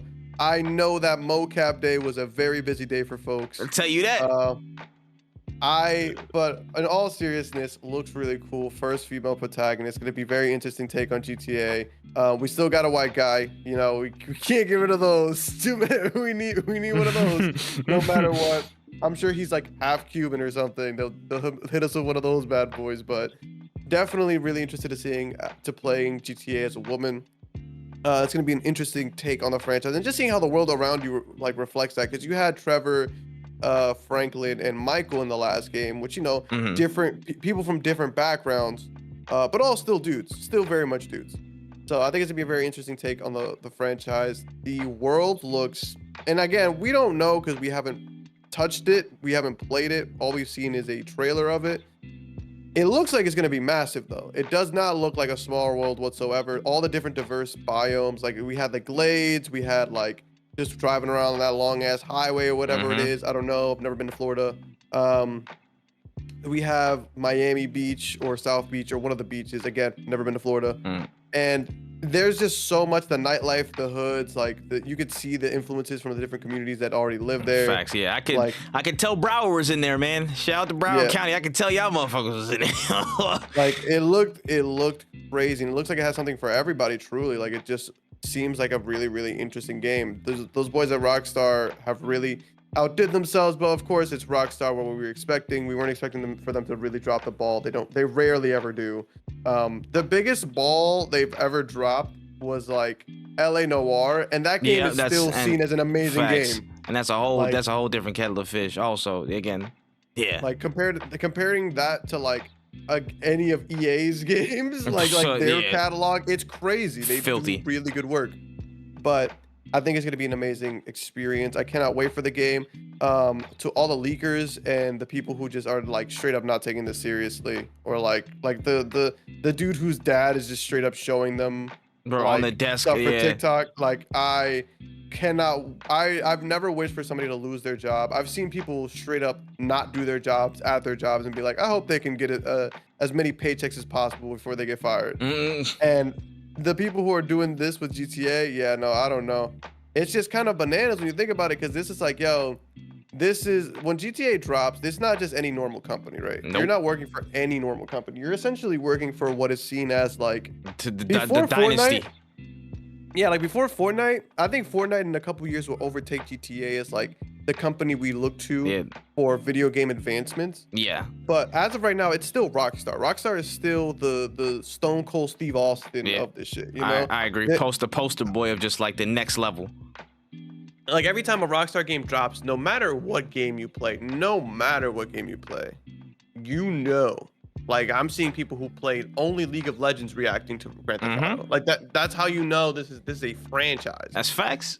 So when I see people just posting or leaking or stuff like that, it's just kind of ass, because this could be a moment we all enjoy together. Like this could be a moment where we're all like, bro, like I remember when GTA 5's trailer dropped and I was over here texting cousins, people I never even met before. Like I didn't even talk to in years. They'll see me post about it and they're like, whoa, bro, have you seen it? I'm thinking this, that, and the third. Like this is such a cool moment. And instead we got leakers dropping it on Twitter like hours beforehand. So then like I have to rush to my computer to find out what's going on. And then I get there and like I'm like, it's just not fun when you have leakers. And I know people are like, what's the problem? Leaking is fine. It's like spoilers are really when it's a problem. And it's like, no, leaks are spoils. Yeah, because they're giving information. Exactly. Like you're telling me things that we weren't meant to see in ways that we weren't meant to see it.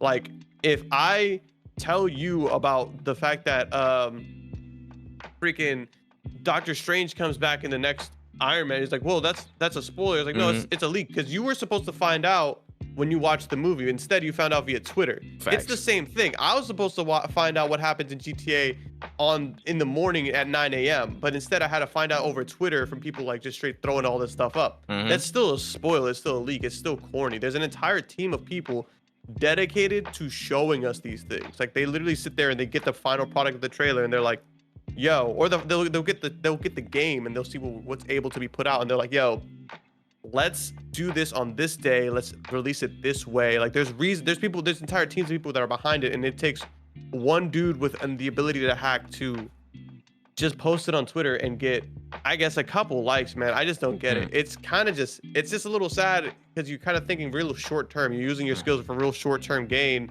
when in reality the dude who was 18 who hacked the thing, he's in jail.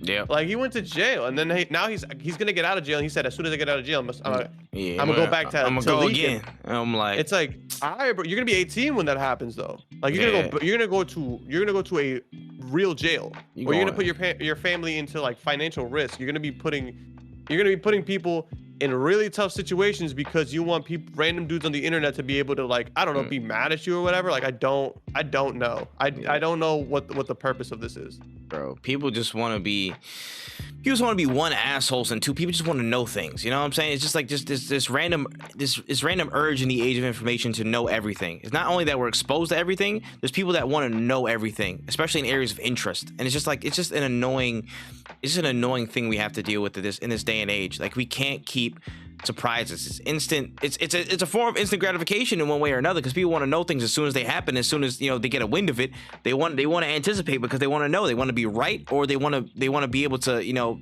determine if they make a decision or not based on that. You know what I'm saying? And I feel like it's more so people wanted to be right, Yeah. and wanted to be in the know before anybody else. That scarcity of being first. You know what I mean? That drive to be first really fuels a lot of bullshit in everything. You know what I'm saying? And it's not just even gaming. This is, you know what I'm saying, it goes into sports, it goes into, you know what I'm saying, journalism, across every type of discipline and every type of output. You know what I'm saying? It's crazy, but I don't even want to harp on that. Just speak on the positive GTA, bro. This shit's gonna be generational. You can already tell that. You can already, that's an easy bet. You know what I'm saying? You know what I'm saying? Your parlay is gonna be pretty safe if you do that. I don't think you're getting much return for that, because everybody's voting that way. But just to see, looking at the intricacies, man, the player models, just the different places that we're seeing, the different ways that you're gonna be able to travel, everything down to the damn animal life. We saw some flamingos in there and stuff chilling. They look real as hell. Like, this game just looks ridiculously like good, man. Again, there was a video I saw circulating where it's like somebody was on GTA and they accidentally ran somebody over, and the old lady was like, the old lady in the couch watching the video was like mad shocked, like she was like, oh, terrified, yo, you ran him over, what the hell? And I'm like, dog, if you think that misinformation is gonna be crazy, wait till people like get a hold of this game, bro. There's gonna be some dude driving in a truck off the something that looks like a Sunoco in GTA 6, and they're gonna think it's real life. They're gonna think it's a real news story. You know what I mean? Like, it's insane. And GTA 6 is attempting to do one of the most wildest things I've ever seen: capture the spirit of Florida and the Florida man. And that may be the greatest feat gaming has ever seen, because that is an elusive, very dangerous thing to somehow document and put into some gaming format. Just insane, man. I'm not gonna lie. Shout out to the Rockstar attention to detail too, because there was like that post that showed all the Florida reference, all the wild shit and Florida references that happened. I think most of those were actually Florida references. If not all of them, every single one was very spot on, except for the story contained ones. They just when they do something, they do it, and it's just sad to see all that hard work again. And it's really hard for me to not focus on the negatives, but it's all this hard work that people are compiling years of Florida memes and Florida stories on Instagram, putting it into a game, and then just seeing people just ruin it, man. I don't know. I can't wait to see this game, because it's gonna be amazing. And I can't see myself not playing this for hours and hours and hours on end. And I don't even like playing too many games that are I don't want to say mainstream, but when I stream, I try not to play a game that everybody's playing. It's impossible not to play this game. You can't dodge this, man. You can't dodge this. Again, there are only 2 games in this life I've begged to skip school for. 2 games.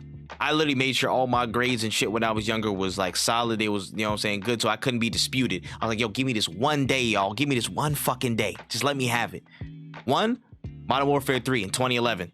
I remember that day. You know what I'm saying, I was trying to fake like I was sick and all that bullshit. I played all day. The other one, GTA 5. Only 2 games I've ever skipped, a day in school for, you know what I'm saying? And I had to beg and plead my case. So shit was real when they touched down, bro. When Rockstar touches down, it's a different feeling, bro. It's a different feeling, bro. I knew it was gonna come out in 2025. Who knows when it's gonna come out in 2025? I feel like somewhere, I want to say September would probably be a safe bet, just to make sure they can bug fix everything and get stuff done. I hope not. I just want them to have at least a good base ready day one. I want them to have a base down day one. If they're gonna have this RP GTA Online stuff set up, make sure it's set up. It has a good base from day one. You know what I mean? If the single player stuff is good, set up from day one. I just want them to have enough time and assurance to make sure this is good. I'm willing to wait on this, because we waited long enough already. You know what I mean? It's already been a decade plus since we've had the last thing. So it's fair. It is what it is. I just want them to drop this right. That's what I want. I don't want to wait a year for GTA Online if you promised it on day one. I don't want that. So make sure you put your ducks in a row. Hopefully tighten up your security for the gameplay reveal, which is most likely coming out sometime next year. I would assume E3 next year would be, or E3 season, because E3's dead, my bad. But somewhere around that time frame for what's it called, GTA, to get some type of update and what we've seen. So tighten up your security by then. And we patiently waiting, man. The world is going to be waiting on this one. Just for sure. It's almost guaranteed to be a banger. I just hope everything comes out in the development cycle and they get the chance to really showcase it on their terms en route to that release day. Yeah, I hope they release that bad boy in October. And the reason I say this is because I want to be able to play Space Marines 2 in September. And like I really I want them to drop, if they could drop it in like an August. Like I know it's not, but if they could drop it on like in August, I would love it. Just so I can have time to play the game outside of any other release, because it's gonna definitely eclipse everything else. I also remember the days of like when GTA 5 dropped. I didn't take off of school, but I made sure, like I told all my teachers, like, yo, I'm not gonna be able to turn this in on Wednesday or whatever, because I remember my cousin went on Tuesday to get the release. I was in school literally just waiting. I was playing, I had my phone on me and I was playing the GTA companion app, like just trying to like the level up or whatever, just trying to do whatever. I was like, I need to play this game. But no, it is definitely gonna be something huge. I don't even know, like I'll probably end up I don't even know if I'm gonna like stream it. I might just end up just playing this in my Discord. Like it's just so good.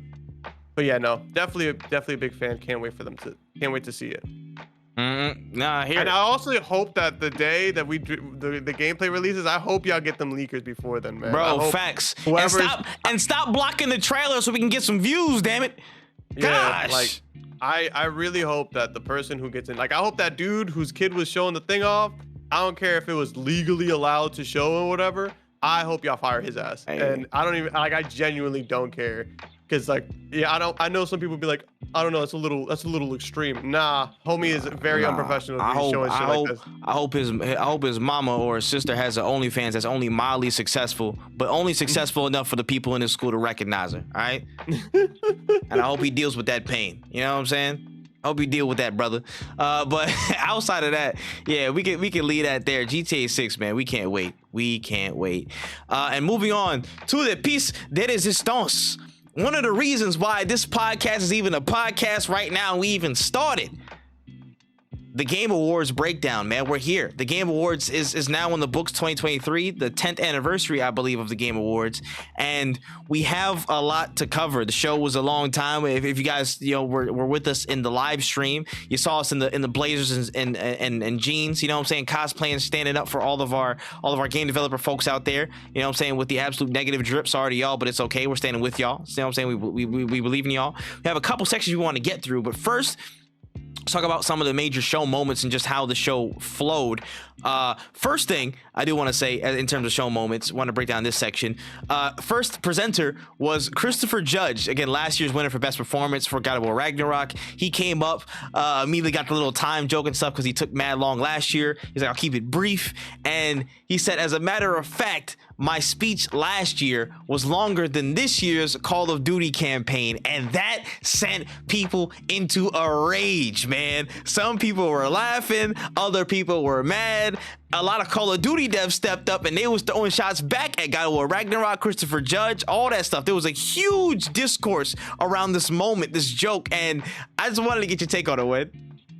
I think it's really funny that Call of Duty's always talking about woke and snowflakes and the folks that are just like, if you can't handle, you would never survive in a Call of Duty lobby. This man said one true joke that you guys have all said all year, really, since the game has been out, that this campaign is ass, and y'all are upset about that? Bro, I think the problem isn't like, I don't think the problem is Christopher Judge. I don't think him saying that is the issue. I think the calls come from inside the house. I think we should look internally like, hey, how come we can say jokes like that? Oh, well, because we don't care about our franchise. Oh, okay. Like, it's just so funny to me because it's like, who was it? Like the Captain Price voice actor? Bro, you should be mad too, dog. Your game has less lines for you to speak, and you're rocking with them this heavy. I'd have laughed and kept it moving, but y'all want to be all butthurt about it. Bro, make a better game. Like, that's just what it is. Speak out for yourselves, but you can't be mad at him for spitting facts. And I also think it was really funny people trying to knock God of War. Cause like, I'm like, bro, come on, guys. Come on. Bro. Let's be real, guys. Let's keep it a buck here. Come on now. Like, this is we're talking about Call of Duty to God of War, guys. Come on, let's be honest. It's not even let's close. be honest. It's not even the same. I don't medium. care. Yeah, I don't care about sales. Nobody cares about sales like that. Those are numbers for you glazers just to put for no reason. You're not getting any of that money, dummy. That doesn't count. Like that's literally what I thought was so funny. It's like, wow, our game sells more than you, and you make less than him. And isn't that crazy? Yeah, Like, you know what I'm isn't that saying? Like, I got paid more for my performance than you did. Like, what do you like, mean? What are do we you talking mean? about here? It's like a lot of more people enjoy Call of Duty, and they're like, no, a lot of more people buy Call of Duty. They do not enjoy Call of Duty. Let's keep it a quadruple buck here. Pump your brakes, you sick bastard. Don't you ever put that in my head. You know what I mean? Like, I promise you, everybody who's bought God of War didn't walk away with it like that was the worst one yet. Like, there's literally, look, you could just type in God of War into Twitter. If you would have typed in God of War into Twitter when Ragnarok came out, it would be, or on the 12th, or wait till the 12th and type in God of War. Type in God of War, Facts. and we'll see what people say. We'll see what people say about their free DLC that they're getting for the expansion of their game, as opposed to typing in Call of Duty at any point in time and any point in time. Like any Call of Duty release, it is a paid enormous streamer who makes his money off of Call of Duty content saying like, oh, this is awesome. And then everybody else being like, wow, this game is god awful. This is the worst experience I've had in this franchise in a long time. And it's quite sad, really, because a lot of the people who believe this game is good are paid at this point to say it's good, because they're not going to watch a Call of Duty streamer not stream Call of Duty. Like, that's just the end of it at the end of the day. So y'all need to tighten up, you know, put your big boy pants on. If you don't like the joke, I really don't know what to tell you, because I got called racial slurs in your game. So if I gotta hold that, and people are still getting called racial slurs, you gotta hold your game being pretty cheeks. I'm just saying, you know what I'm saying? I think the saying goes, only hit dogs holler. I think that's how it goes. You know what I'm saying? It's just funny to me. Again, he just said the joke. A Call of Duty campaign being short, you know what I'm saying? We saw the news and all stuff like that. It's short. He didn't say it was shit.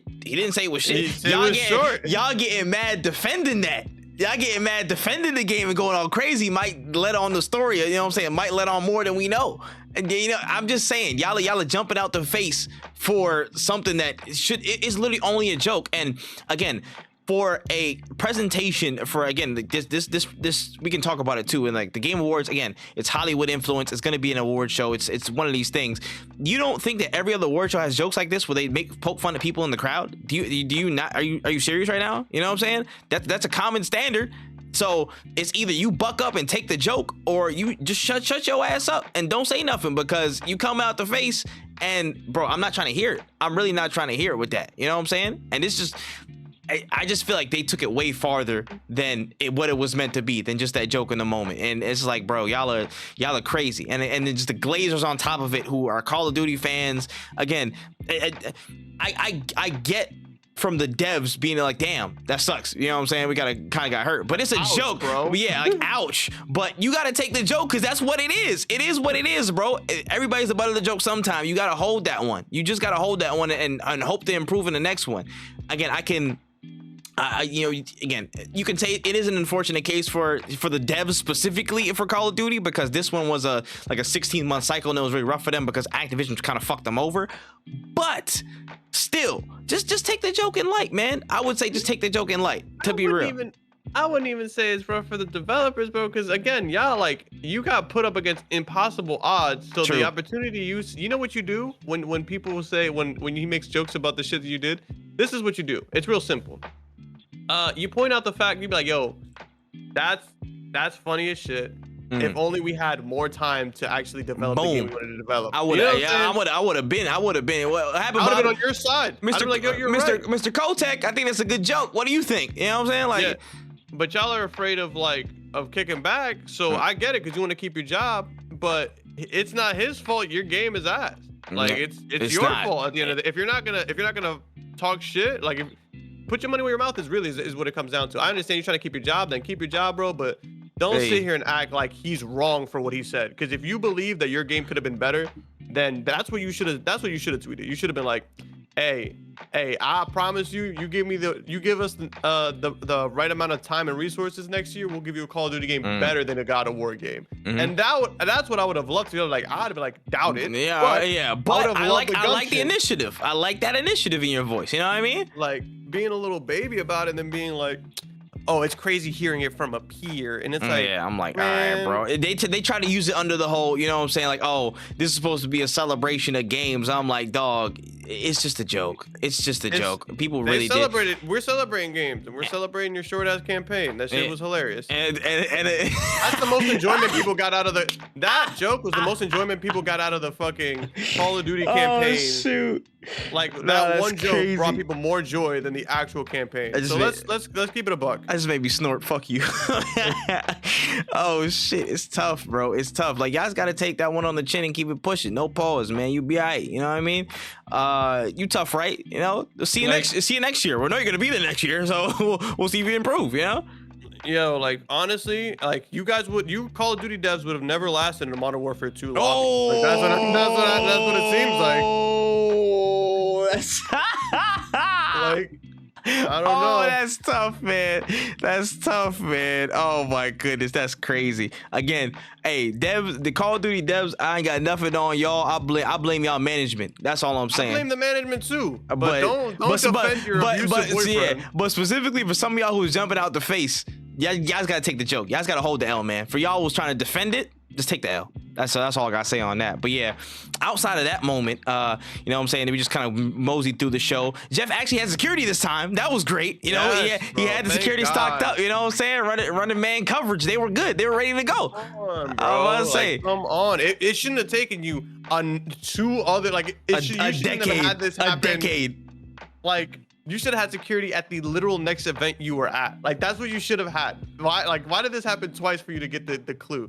But we'll talk about them not understanding them not like taking initiative on things when it happens a little bit later. Yeah, 100. It was funny because the Bill Clinton guy was in the building. He was in like the back rows of the event, and I bet money. How is he getting in? No, he probably bought a ticket. You know what I'm saying? You can buy tickets to the show. You can get in. I did not know that. I figured that out like in the last week. I was like, oh, I didn't know. You could just buy a ticket and pop up to the venue, like literally. Some people get invited, and other people just they just buy their tickets in general admission or some shit like that. But I don't know where you can do it. You probably go to the whatever the theater that they hold it at. You know what I'm saying, at the box office and see what's up. But yeah, apparently that's how you get in, or one way you can. But he was in the back, and I bet money Jeff was like, hey, yo, listen, all units, keep an eye on that row. He's saying row 17, seat G. We on his ass. Like, I'm gonna give it a second. He ain't see him a beat. Jeff is a better man than me, because I'd have just kicked his ass out. You're not facts. allowed here. You're banned. Big but for facts. life, you're not coming back. Big facts. I don't care. Big facts. Thanks for the money for your admission. Now fuck off. Like, go away. Like, I don't care. Honey, I agree, honestly, but that's just me, Jeff. You know what I'm saying? You a nice one for that guy, for that one. So it is what it is. But moving on to kind of like the big, I guess, talking piece that's coming from the Game Awards now. It seems like, again, this is supposed to be a celebration for gamers and video games, the industry, the people in it who make it happen, and kind of revering them. But there was a really big issue with time, and specifically the amount of time the award winners got. Kind of showcasing their game and talking about just their win, giving love to the people who made the game and saying their piece after getting awarded and getting one of the highest honors in the game industry. A game award. So there was a lot of constraints on that acceptance speech portion of the show, how times were kind of set out and splintered between all the different segments and stuff that were a part of it. Some of the promo things, some of the musical things, some of the little, like guest appearance things that weren't award based. It was a lot around time and giving people their just due in those situations. So let me know how you felt about, the time issue at the Game Awards. Let me see. How do I put this? I think the time issue is very much easily handled when you can just help people to shut the fuck up, which is something that they have the ability to do with their little band, right? They do it for the acceptance speeches. And I think it's really funny because, like, I think Jeff genuinely last year thought that the biggest problem was Christopher Judge's speech. I genuinely think that one speech was the reason they needed to change a lot of the structure of the show. And it just goes to show you that, like, he's got blinders on when it comes to his celebrity friends, because Robert De Niro was up there for a long ass time last year. For a to the point where we thought it was senior abuse when I was watching it. I was like, bro, did you have him, like, is there a time limit he has to be out there? Why is he still talking? Son got a curfew. Like, come on, bro. He doesn't know where he's at. I genuinely don't believe he knows where he's at. And you got this man out here chatting for no real reason other than the fact that we got Robert De Niro. Who asked for this? Like, the demographic, like, it's supposed to be like an award show for, I guess it's for gamers and for devs. Like, I don't really know what the audience is anymore because it's starting to become like pop culture at this point. It's not even becoming like gamers and devs. It's just a weird thing where, again, before I do this, let me say this. I will give Jeff a benefit of the doubt because he did tweet out, you know, with the please wrap it up sign and stuff like that on the acceptance speeches and the timing and stuff and the music. He did, you know what I'm saying, try and tell the truck to say, hey, like, yeah, we can give them a little bit more time, but they weren't getting the memo. They were trying to keep it tight. There was probably some miscommunication during the middle of the show trying to adjust it, but he was cognizant of the fact that they were getting a little bit, you know, less time, but it was just miscommunication of giving them more, and it didn't really happen, you know. So I will say at least he was cognizant of it. But speaking of the general flow of the show, he's got a lot of, you know, backing and investment, you know what I'm saying, from people trying to get their slots on the show. The TV shows, the specific actors or game projects that you know, that are actors are a part of those certain game projects, you know, the celebrities, the this, that, and the third to get some extra buy-in. He's got a lot of slots to fill in terms of promo, you know what I mean? And they're getting filled up by all these different companies, commercials, brands, XYZ, and he's giving them a lot of priority in the show to make sure they get their just due. And it just unfortunately turned out in the way you're shaving off all the times of people who were supposed to be there for it, the people who won these games, the people who made these games, you know what I'm saying, the game award winners.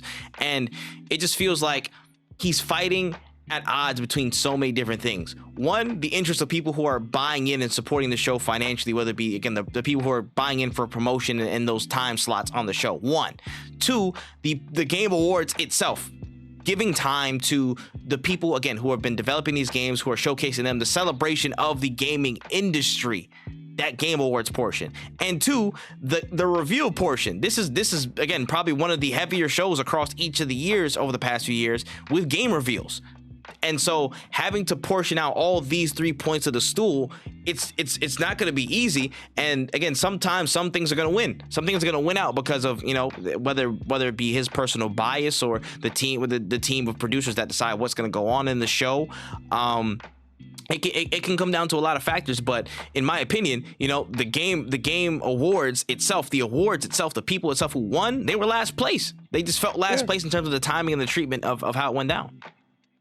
Yeah, and it's really sad because, like, you had Lariat Studios talking about, like, a developer who died. Facts. And we don't get enough of that. Oh, we got freaking but at least we got what's his name? The Simu Liu with the broken foot talking for like a good 6-7 minutes. You know, trying to do the Keanu bits. I'm like, all right, bro. Anthony Mackie too. Trying to just like promote his Peacock show that I'm 100% sure nobody really watched in that theater. Nobody's sitting there like, whoa, or don't even get me started on freaking don't even get me started on the fact that we had a Muppet skit. Like, why do we have the Muppets here, bro?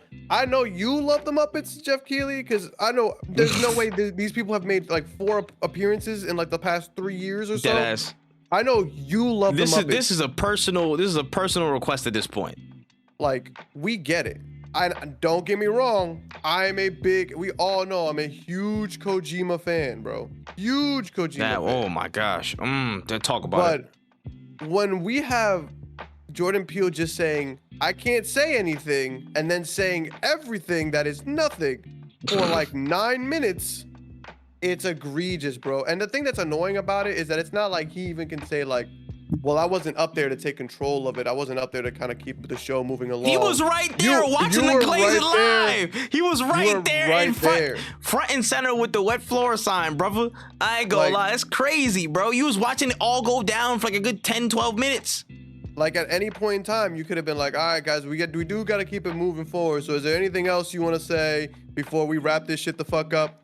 Like, that's what I was waiting for. And we never got that because you were too busy being like, man, I love him too, bro. Facts. Yeah, bro. Like, I get it. Letting it go free range. And again, like, one, though I will again, I'll kind of bring it back a little bit. I understand giving some time to, again, people who are non-English speakers, giving the translator time to, again, interpret and 1000%. speak. That's important. That needs to be there. And I don't think that happened as often for somebody else who's, again, accepting an award and had to translate. I think there was somebody else who won an award and that didn't happen as quickly. You know what I mean? They got cut off a little bit. Nintendo, I think it was Tears of the Kingdom. Possibly. I'm not sure off the top of my head, but that happened on the other side. But then you give Kojima, you know what I'm saying? Kojima has the time in the world to do that, which is within his right. That's perfectly fine. But then it's Kojima, we get it. But then you say something. You give him this big ass door to walk through, all this grand dramatic entrance and shit. You give him that. You give him the time to speak, which is fine. But then you add Jordan Peele on top of it, and then you say something. He says something. God, Jordan Peele glazes for 5 minutes, and you add on to this crazy segment that went way over time. And within that, there was about 60 seconds of just people showing their faces. Okay, yes, Hunter Schafer showing her face in CGI or whatever, developed the face thing. Where's the gameplay? That's all you showed. That's it. And the thing is, don't get me wrong. When I first seen the first PT trailer, I was not PT, the first Death Stranding trailer. Yeah. It was Guillermo del Toro picking a baby up from the water. It was bananas and stupid. I'm sure when I play this new OD game, I'm gonna be like, oh, this all makes sense now. But or I won't say that. But regardless, I'm gonna have a good time. But the thing that's annoying about it is just like, bro, dog, all of this for a concept trailer is really what I would like to call it, because I can't even call it a teaser trailer. It is, because I saw no gameplay, and not even CGI gameplay. It was just it felt like a concept, really. Facts. And I'm sure he's cooking up something crazy. I'm sure he's Absolutely. cooking up something bananas. With no but question. I mean, like, if Jordan Peele wouldn't say that shit for 7 minutes straight if it wasn't true. Yeah, I agree. You know what? But it's also like, bro, I know you've seen that before the show. I know you did. And I know you could have allotted the appropriate amount of time for that. Because it was what, like 9 minutes? Maybe 3 minutes. It should have been like, or actually 4 minutes. 1 minute reveal, Kojima, hey, what's up? And like, you know, like let them translate. Jordan Peele could have walked out with bro. We could have made that a whole lot shorter. Or we even could have been like, it's Kojima, and then, oh wait, is somebody else behind the door? Like literally before Kojima even spoke. Facts. But no, instead we got a glaze-a-thon of epic proportions, and we all just sat there for it. And then we didn't even get to see, like, best RPG didn't even get announced at the award. Like, it got announced. He was on like, the pre-show, I think, awards right? real quick. Oh yeah, on the quick run, on the quick run, yeah. He didn't like flurries. And then we got that. We didn't get Indie Game of the Year on that, which I think is crazy, because I think Indie Game of the Year itself should be like the second to last award, because indie games are carrying this franchise. Like the industry.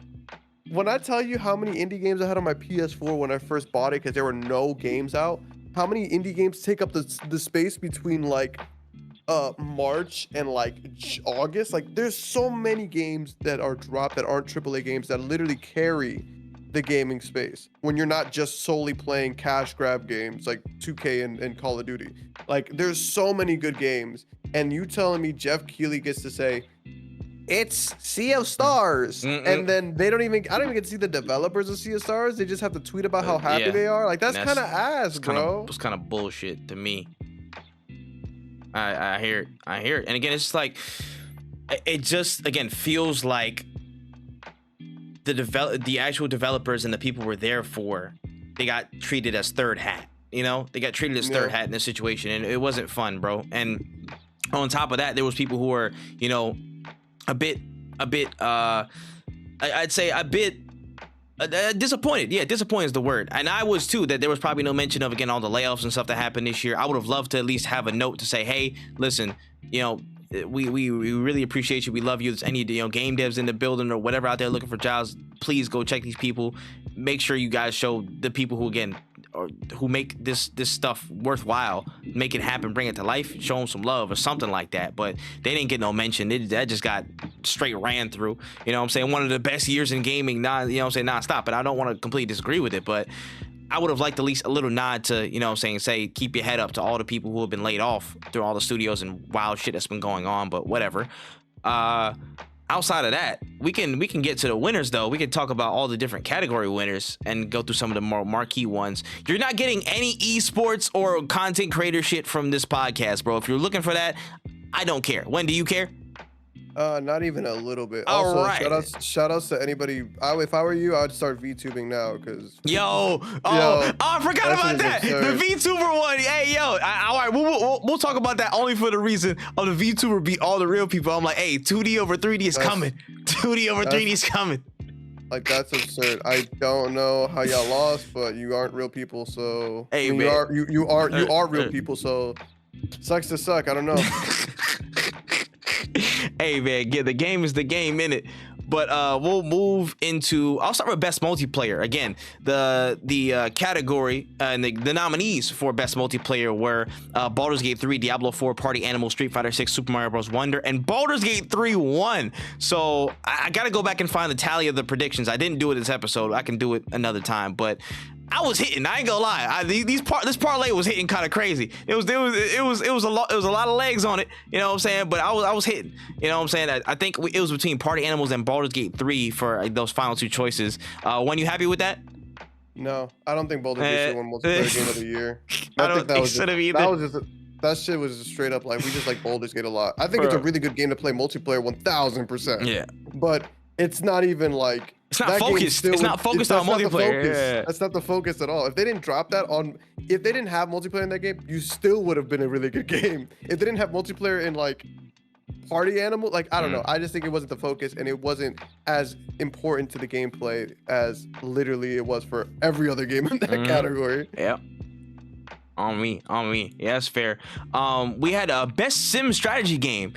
We had Advance Wars 1 and 2 Reboot, City Skylines 2, Company of Heroes 3, Fire Emblem Engage, and Pikmin 4. And Pikmin 4 won. Pikmin 4 won best sim strategy. I was very surprised. I was surprised too, but that game is gas. You know, shout out to the Pikmin. Yeah, big up the Pikmins out there, man. Had to shout that one out real quick, out the way. Best fighting game. We had God of Rock, Mortal Kombat 1, Nick All-Star Brawl 2, Pocket Bravery, and Street Fighter 6. And Street Fighter 6 won. If it didn't win, we would riot. I would literally gonna burn down everything. I would have stopped watching the stream. It would have been Tripp doing the rest of it. I'm not gonna lie to you. It would have been a riot. There's absolutely no way it's not the game of the year. Honestly, one of the best fighting games of the past few years. They built on things so well. Those skin packs and those you know what I'm saying, the customization packs. We need to talk about them damn prices. But you guys done a good job so far. I can't discredit the work you've put in. I was about to say. We can slide on. What do we have next? Best RPG. Yeah, best RPG. We kind of went through that a little bit. Yeah, I know. It was Starfield, Sea of Stars, Baldur's Gate 3, Final Fantasy 16, Lies of P, and Baldur's Gate 3 won out. Wow, who could have predicted this? Who would have thought that? The multiplayer game? That's crazy. That's what I'm just gonna start calling it. Again, this is insane. I don't think there was any other choice. There was none. No. There was nothing. The only thing was Sea of Stars, but even then, like, if that would have won, everybody would have been like, They would have been heated. They would have been heated. But yeah, that was a shoe-in.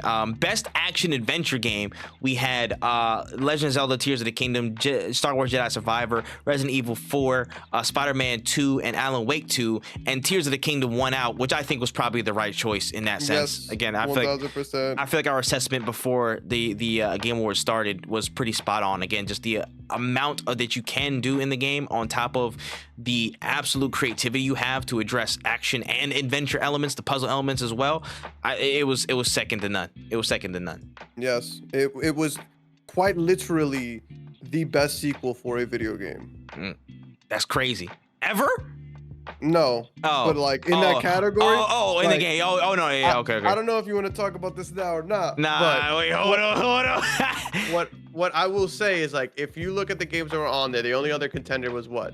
Spider-Man 2. Yeah, Spider-Man 2 is probably the only one closer in that sense. And Alan Wake 2, but I would say Alan Wake 2 is so far removed from the first one that I didn't consider like its own own game. reboot. It's like low-key a reboot type of continuation type. Yeah, there was enough distance between those two to kind of separate. If you were to sit here and compare like Breath of the Wild to Spider-Man 1, right? Like, okay, these are the bases of these games, and then you go from Spider-Man 1 to Spider-Man 2. Okay, now you're putting it like that. You Yes, see what I'm saying? 100%. It was the best leap forward.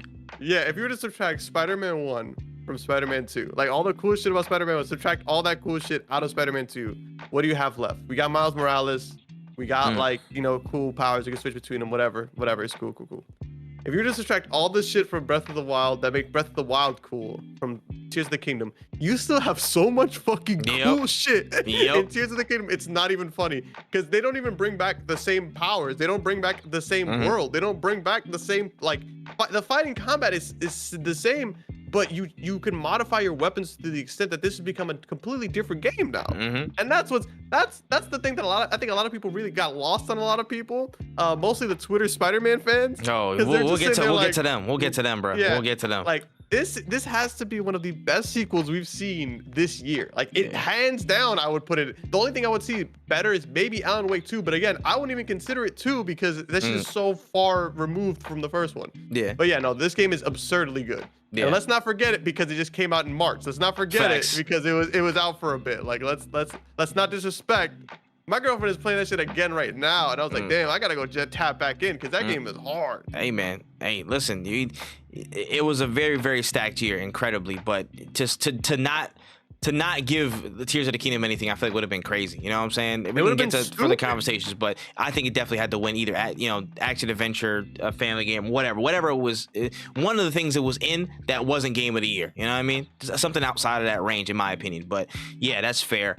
Best action game, we had Dead Island 2, Armored Core 6 Fires of Rubicon, Ghost Runner 2, Hi-Fi Rush Remnant 2, and the winner was Armored Core 6 Fires of Rubicon. Let's go, baby! You got your win, man. You got your just due, baby. That's what I'm talking about. That's what I'm talking about, man. I think this was going to be a close game, and honestly, this is a really underrated category because Remnant 2 was fire. I haven't played it yet, but I've heard a lot of good things about it. People said that was really good.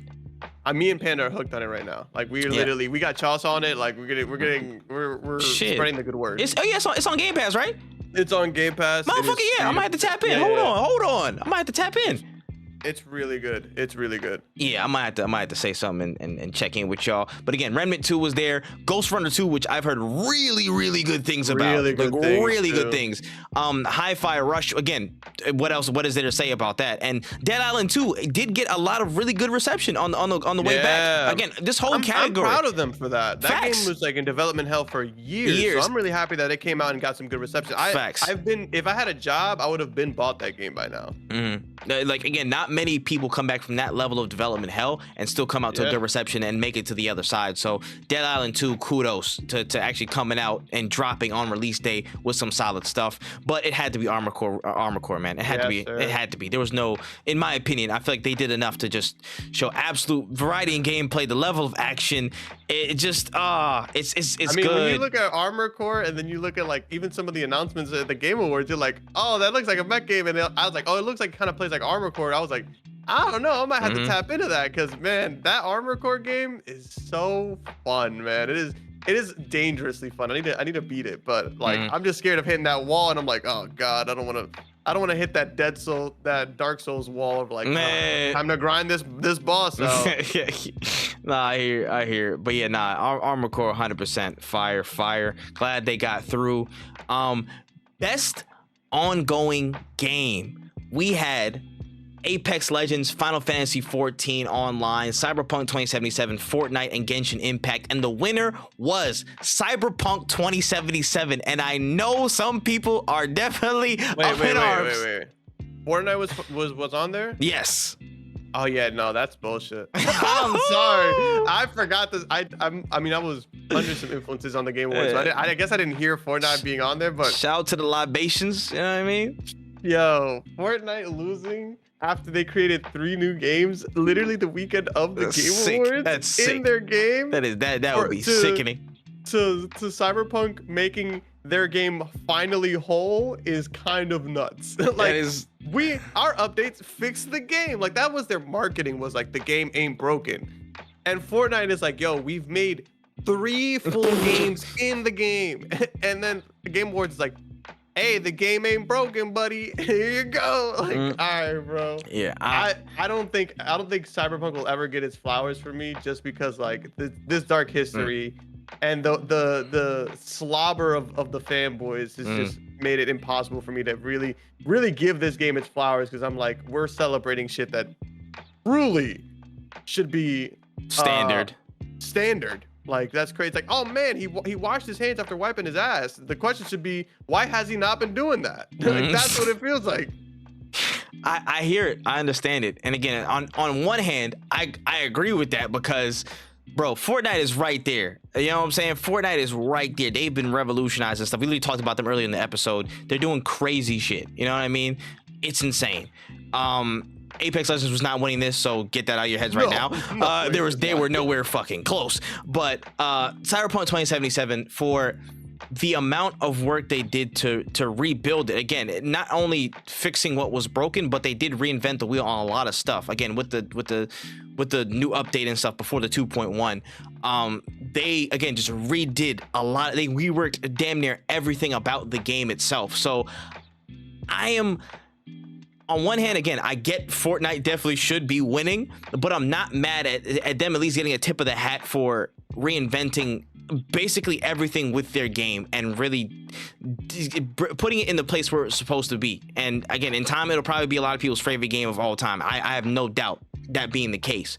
But would it win over Fortnite in this time and place? I'm a little bit like, that's a squeaky one. That's a little squeaky one. I don't know how I feel about that exactly. But you know, it is what it is. But at least to say, hats off to the Cyberpunk team and CD Projekt Red for not giving up and not, you know what I'm saying, letting it lie in the dumps, which again, I don't want any company to ever do, leave a game lie in wake and just quit and just leave it and abandon it, or do something patchwork just to put it in a good state so it can move on to the next thing. They gave it love. They kept giving it love in a place where, you know, maybe they were against it, and it came out good. It came out good. So I can't necessarily fault it, but it is a little squeaky one. I ain't gonna lie. It is a little squeaky. Yeah. Yeah, you know, I too am also a huge fan of participation trophies. Oh my god. I do think that it's cool that they didn't just let it die. But again, I don't know when you'll see. I'll play it. I'll play it. I'll probably have a ball. But I don't know if it'll ever make my top 10. Yeah, I hear it, man. It's gotta do it to it, man. Real quick, the Innovation and Accessibility Award, we had Diablo 4, Forza Motorsport, Hi-Fi Rush, Marvel Spider-Man 2, Mortal Kombat 1, Street Fighter 6, and Forza Motorsport 1, but I didn't exactly know the reasoning why, but when. Please enlighten us, because I was when you were talking about it in real time, I was like super curious, like, oh, they're doing what? So please. So I think, and I generally don't, so I don't know exactly what they've done differently from like Horizon, yeah, but I know that just Horizon, a series though. Yeah, like the Horizon series, they even had like even ASL like sign language. I don't know if I want to call them interpreters, but I guess interpreters would be the word. They would have them on the screen during cutscenes, like signing what the fuck people are saying. That's how like in depth they went into making this game accessible for everybody. The Forza like developers are really going above and beyond, and I'm really happy that we were able to see them accept this award and talk about this award, because that's something like, if that would have gotten announced at like the Jeff Keighley quickies that were going on in the game, I'd have been pretty upset, because I'm like, I think there's something that really needs to be talked about. I wish they would have like showcased, because last year they showcased like visually what happened. Like they showed you like, hey, I don't even think it was last year. What year was? No, I think they did. Well, actually, I'm trying to remember if they did it with God of War Ragnarok last year, where they showed like they showed the models. They showed the models, and like it was like Kratos like in a red body, like in a red like overlaid, so to speak. Mode. Yeah, the high contrast mode to show it. Yeah. Yeah, like they showed it a couple years ago, and this year them not showing it kind of felt like a little bit of like, because the thing is, you can't really, a lot of people don't even understand what the word accessibility means. So like when you don't show people specifically what has changed, they're just like, okay, whatever. But I know that the Forza community, they go hard on like sign language, sound options, like in every game in this category. I felt like really did a really good job. I think Street Fighter was probably one of the ones I was the most impressed by, because they have it so that you have sound cues from the distance of your enemy, because Street Fighter obviously spacing matters. So if you're somebody who can't really see that well, you can literally hear how far you are from somebody. You can hear the type of fireball that's coming at you. So like if it's a Hadouken, it sounds different than a Sonic Boom. That sounds different than a Yoga Fire, because they all have different properties.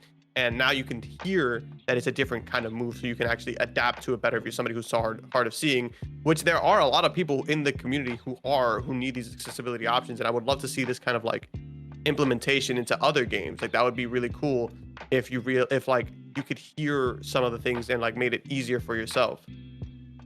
Got you. Yeah, I wasn't familiar with it as it came through, but yeah, thank you for the clarity on that. So glad to see it again. Fully got some time on stage to get through. So shout out to Forza. Moving on real quick, best audio design. I was completely blind to this, but yeah, like we had Alan Wake 2, Dead Space, Hi-Fi Rush, Marvel Spider-Man 2, Resident Evil 4. Hi-Fi Rush got their award. Hi-Fi Rush won, and I'm glad they got something. Yeah, I'm glad. I'm just glad they got something on the board, man. I'm just glad they had something on the board. Honestly, man, that was good. And why wouldn't it? Literally, the whole game is based around that. So yeah, very, very much so deserved. Let me see. Best independent game. Best indie. We had Cocoon, Dave the Diver, Dread, Sea of Stars, and Viewfinder. And Sea of Stars went home with the W and took the award. I done told y'all, man. Sea of Stars is like that. They're built like that. This game is fire. Again, in a year where there's been so much stuff, the best independent game and the best game at a AAA sense were both turn-based. Turn-based gaming is not gone from people's minds. If you really thought it was, this again, I told people beforehand, and I'll say it again, this game really rekindled some love for the turn-based, play style and stuff like that for me personally. I haven't really dabbled in it a lot over the years. I've been gone since, again, like all the Pokemon shit from years before and stuff like that. I've really deviated from it, but this brought me back into it in a whole new way. I was like, damn, this is so good. What the fuck? Oh my gosh. I've been invested more than I have been before. So between this and Baldur's Gate 3, love for turn-based is back in my opinion. So shout out to Sea of Stars. Yeah, no, I'm really excited. I'm diving into that game. My biggest fear was like I didn't want to like dive into it, because if it's anything like Chrono Trigger, it's gonna be a majillion years and it's gonna take me forever to beat. But I heard that it's pretty short and sweet. Yeah, it's like a solid like 20-ish, 30-ish hours. Yeah, I heard that it was like a pretty solid time frame. So I was like, damn, definitely gonna tap in. Might do it before I tap into Final Fantasy for sure. 100. I hear it. Hi-Fi Rush comes with priority though, because that is a game. Yeah, and it's a shorter game. I don't think it's like less. I think it's like probably less than 20. Yeah, probably. Yeah, I feel like top of my head is less than 20. Yeah, I gotta double check it, but yeah, that's fine. Moving up to the big three here, we had best narrative. We had Alan Wake 2, Baldur's Gate 3, Cyberpunk 2077 Phantom Liberty DLC, Final Fantasy 16, Marvel's Spider-Man 2, and the winner was Alan Wake 2. Absolutely deserved. Absolutely deserved. Oh my! Again, and this I'll speak on more of it in a little bit. But yeah, Alan Wake 2, man. Again, looking at how the story laid out, just how. Again, the twists and turns it takes you on for one. Two, just the development of, again, just the characters, kind of reintroducing Alan and kind of not. He of course was central to the story. Literally was central to the story if you're paying, you know what I'm saying, if you're looking deeper into the details, but just it's so good, man. I can't put it into words how good the narrative. It was gripping, which is wild because he's literally a fucking writer, but you know what I'm saying? Like it's so good. I'm trying to remember her name off the top of my head. Saga. Thank you, Saga. Literally, Saga was a really great introduction to a new character who's, again, like pretty. She has fucking powers. Again, there's no other way to sugarcoat that. She has powers as well, and she's involved in the story in some way. She didn't appear like anybody secondary. She had, again, her own involvement with the main antagonist of the story. She had her own, just way to approach and interpret things. She didn't feel secondary to the story at all, and everything coincided so well. It was a perfect spiral of a narrative. Yeah, no, I haven't played the game, but it seems pretty damn sick. Yeah. Like, I wish I could give a big homage, but no, the game looks dope. I need to play the first one, but winning narrative makes sense. And as somebody who's a huge Baldur's Gate fan, like, I was not upset of tipping my hat off to that game. Yeah, fairs, man. I think it's well deserved, and to push on to that path. Best game direction was between Alan Wake 2, Baldur's Gate 3, Marvel Spider-Man 2, Super Mario Bros. Wonder, and Legend of Zelda: Tears of the Kingdom. Alan Wake 2 took home best game direction, which I completely agree with as well. I didn't think they were going to win best narrative, which was, again, surprising to me, but I did expect them to win this one. Again, just the way the elements of this game came together, the blending of so many different mediums, styles, the atmospherics, again, just so much stuff. Just it was just a melting pot, bro. This was perfect. And again, for a game that wasn't even supposed to come out, because I remember somebody brought it back on the timeline the other day. This game literally got canceled. The development of this project got canceled years ago. It wasn't even supposed to happen. So for them to go from a game that wasn't even supposed to exist to building a game that is so... this is a culmination of how much work they've done through Quantum Break, Control, again, all the other, you know what I'm saying, things of the past, the elements of the Alan Wake game and the Alan Wake DLC of the past and stuff to their proper format now. This was a culmination of just their abilities as a studio. Remedy has hit another level. They've hit another echelon with this game, in my opinion. They've hit another status. This is, you know what I'm saying, this is that level of quality of a game. That's that tier of a game. This is an absolute masterclass in how to apply your craft. If you're looking into it, it's that damn good. It's that damn good, man. Fully deserved best game direction, in my opinion. Yeah, for sure. It definitely it's put Remedy. I feel like Remedy has always been on the map, but I don't think people really were looking out for Remedy as much as they are now. Like you are going to see the name Remedy and think like, oh, this might be some quality shit. This put them in tier one. This put them in tier one with all the other studios out there. They're in Sony Santa Monica. They're in CD Projekt Red territory in terms of the quality they put in. And, you know, on form, they're tier one to me.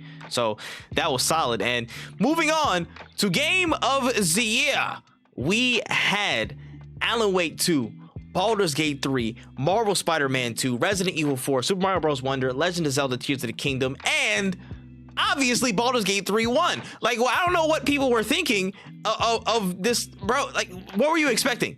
Honestly, what were you expecting? When? Talk to me. I genuinely don't know why this even got this much flack. I feel like there's way more reasons to complain about Game Awards than Baldur's Gate not winning. It not winning just kind of shows me that a lot of people really are, and I hate using this word, bro, because it makes it sound so pretentious.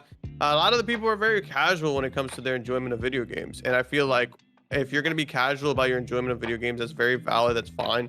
But like, don't sit here and try to act like you know what the fuck you're talking about when it comes to other video games.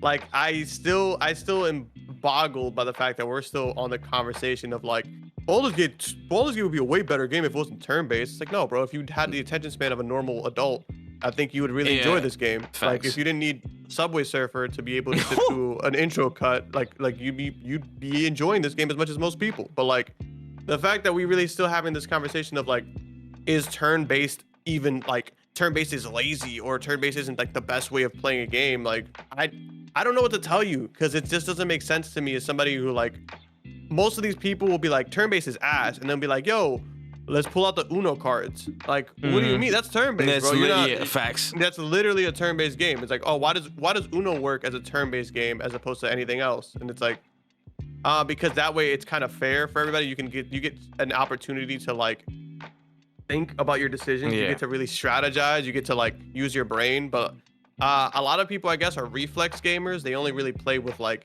their ability to do things. Yeah. And maybe that's where the disconnect is. Maybe it's a lot of people who are just like, I like to play video games just to test my reaction skills. And a lot of other people like to play video games for, I don't know, story, gameplay, just enjoyment outside of just like, I move my hands quick. Everything from just under the cranium or nose line down is what they play with. I'm like, dog, where's the brain in it? You know what I'm saying? It's crazy, but we can get right to it. There's just been like this huge pitting of Spider-Man 2 against Baldur's Gate 3 on the timeline ever since the breakout, like you were saying. And it's just like, bro, I feel bad for y'all. I feel bad. Let's get this out the way right now. I want to talk about Spider-Man 2 specifically before we jump back to the positive Baldur's Gate 3. Listen, Spider-Man 2 was a good game. It was a solid game. I gave it an 8 out of 10, 8.5 out of 10. I think it was really solid. But if you think it was even in contention to get runner-up in this category, you're out your mind. You're out of your mind, bro. It is literally on the latter end of this conversation. It is probably 4th place at best. 4th place in this conversation. And this is not a discredit on Insomniac, what they've done and how this game came out. I still thoroughly enjoyed it. It is still one of my favorite games of this year. I had fun. I had fun getting it back into this game. But you can't sit there and tell me in the groundbreaking work that at least 2 of these games in this category have done. I'll say 3. I'll count Super Mario Bros. Wonder for how much they reinvented the wheel with the visuals and the gameplay style of all that stuff for a Super Mario format. You mean to tell me that Spider-Man 2 is going to be better than all of those games who literally pretty much reinvented their wheels on their genres and franchises? You're going to tell me that on a series that literally, again, remove some story. Story was short. Story was pretty short. Again, it wasn't as impactful. I feel like it wasn't as impactful as the first story. Some of the stealth options were removed, and again, we got back into this weeks ago and stuff on our previous episode. Some of the stuff was removed in terms of stealth. I felt like there's just things missing, and I don't know what it is. Some people were saying, hey, maybe Sony was like, yo, you got to get this out this year, but like, yo, Insomniac might have wanted more time to input more than they did in the first game, but I don't know. But all I can say definitively is this is not a better game than Baldur's Gate 3, especially in this conversation and context of 2023. When you said it best on a previous episode, when we predicted Game of the Year, you were like, when Spider-Man 3, when Marvel Spider-Man 3 comes out, I'm not gonna touch Marvel Spider-Man 2 ever again. That's fair. But when Baldur's Gate 3, you know what I'm saying, or when Baldur's Gate 3 is 15 years in the future or whatever, or something like that, I'll come back to it. I'll show my kids this because it has that much depth. They can forge their own path and create something entirely novel. It's that deep. It's that good. And to the people comparing turn-based gameplay to the gameplay of Spider-Man and stuff like that, blah, blah, blah, you're only kind of proving the point. You've been just doing the same gameplay loop right there. You know what I'm saying? Oh yeah, this game is Spider-Man 3, Spider-Man 2 is so much better than blah, blah, blah. Like, did you not know that the decisions you make in that turn-based combat can change the entire story? There's multiple endings and all that stuff in Baldur's Gate 3. So you might not even be saying this. You might even be getting the same gameplay as the next person, whereas everybody played on the same track as a Spider-Man 2 gameplay, pretty much. Like, I don't think they understand. Again, it's just like, again, I don't like to use the word too, but it's casualness, bro. It's like, again, Marvel's Spider-Man and Marvel are one of the biggest IPs in the world. Everybody's gonna try and get their hands on it because they know it's Spider-Man, they know it's Marvel. It's one of the most recognizable faces on the planet. We get it. It's true. And they make good games. Insomniac makes good games for the Spider-Man series. But to sit here and say that it did more than an Alan Wake 2, who literally reinvented not only their own franchise, but set a new standard for narrative and storytelling and for gameplay cohesion across their entire production setup, all that stuff. To say it was better than Super Mario, who literally took a whole new step up and out beyond their format of, again, just the 2D scroller series and what they've established, to reinvent that in a brand new way, add multiplayer in as well. Okay, you're wilding. For Legend of Zelda, to say it was better than Legend of Zelda Tears of the Kingdom, who literally stood up and again expanded and changed the formula on one of the greatest games of all time. And yes, I can say that they reinvented the wheel on Breath of the Wild. You know what I'm saying? The only game it can chat to is Resident Evil 4, and even then it's like, bro, they did a remake, but this remake was really, really good. They added a lot of quality and smoothness to it. So there's an argument for Spider-Man to be last place in this conversation. You are closer to last place in this Game of the Year convo than you are to first. I love Spider-Man 2, but there's no way, shape, form, or path in hell that you were gonna be Game of the Year this year. That's just facts. That's the facts. Yeah, and I'll jump on to cooking Spider-Man as well.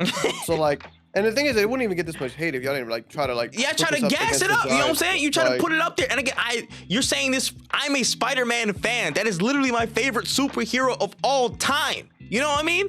Like, I get it. I get it's a good game, but you gotta face the music, man. Go ahead, Wayne. Tag you in. It's just like saying Spider-Man is the best game of the year is like saying like the Popeye's chicken sandwich is like the best chicken sandwich. It is a really good chicken sandwich, but it's not the best one in the world, because if you go to any other thing, if you eat more than just fast food, you're gonna have something better.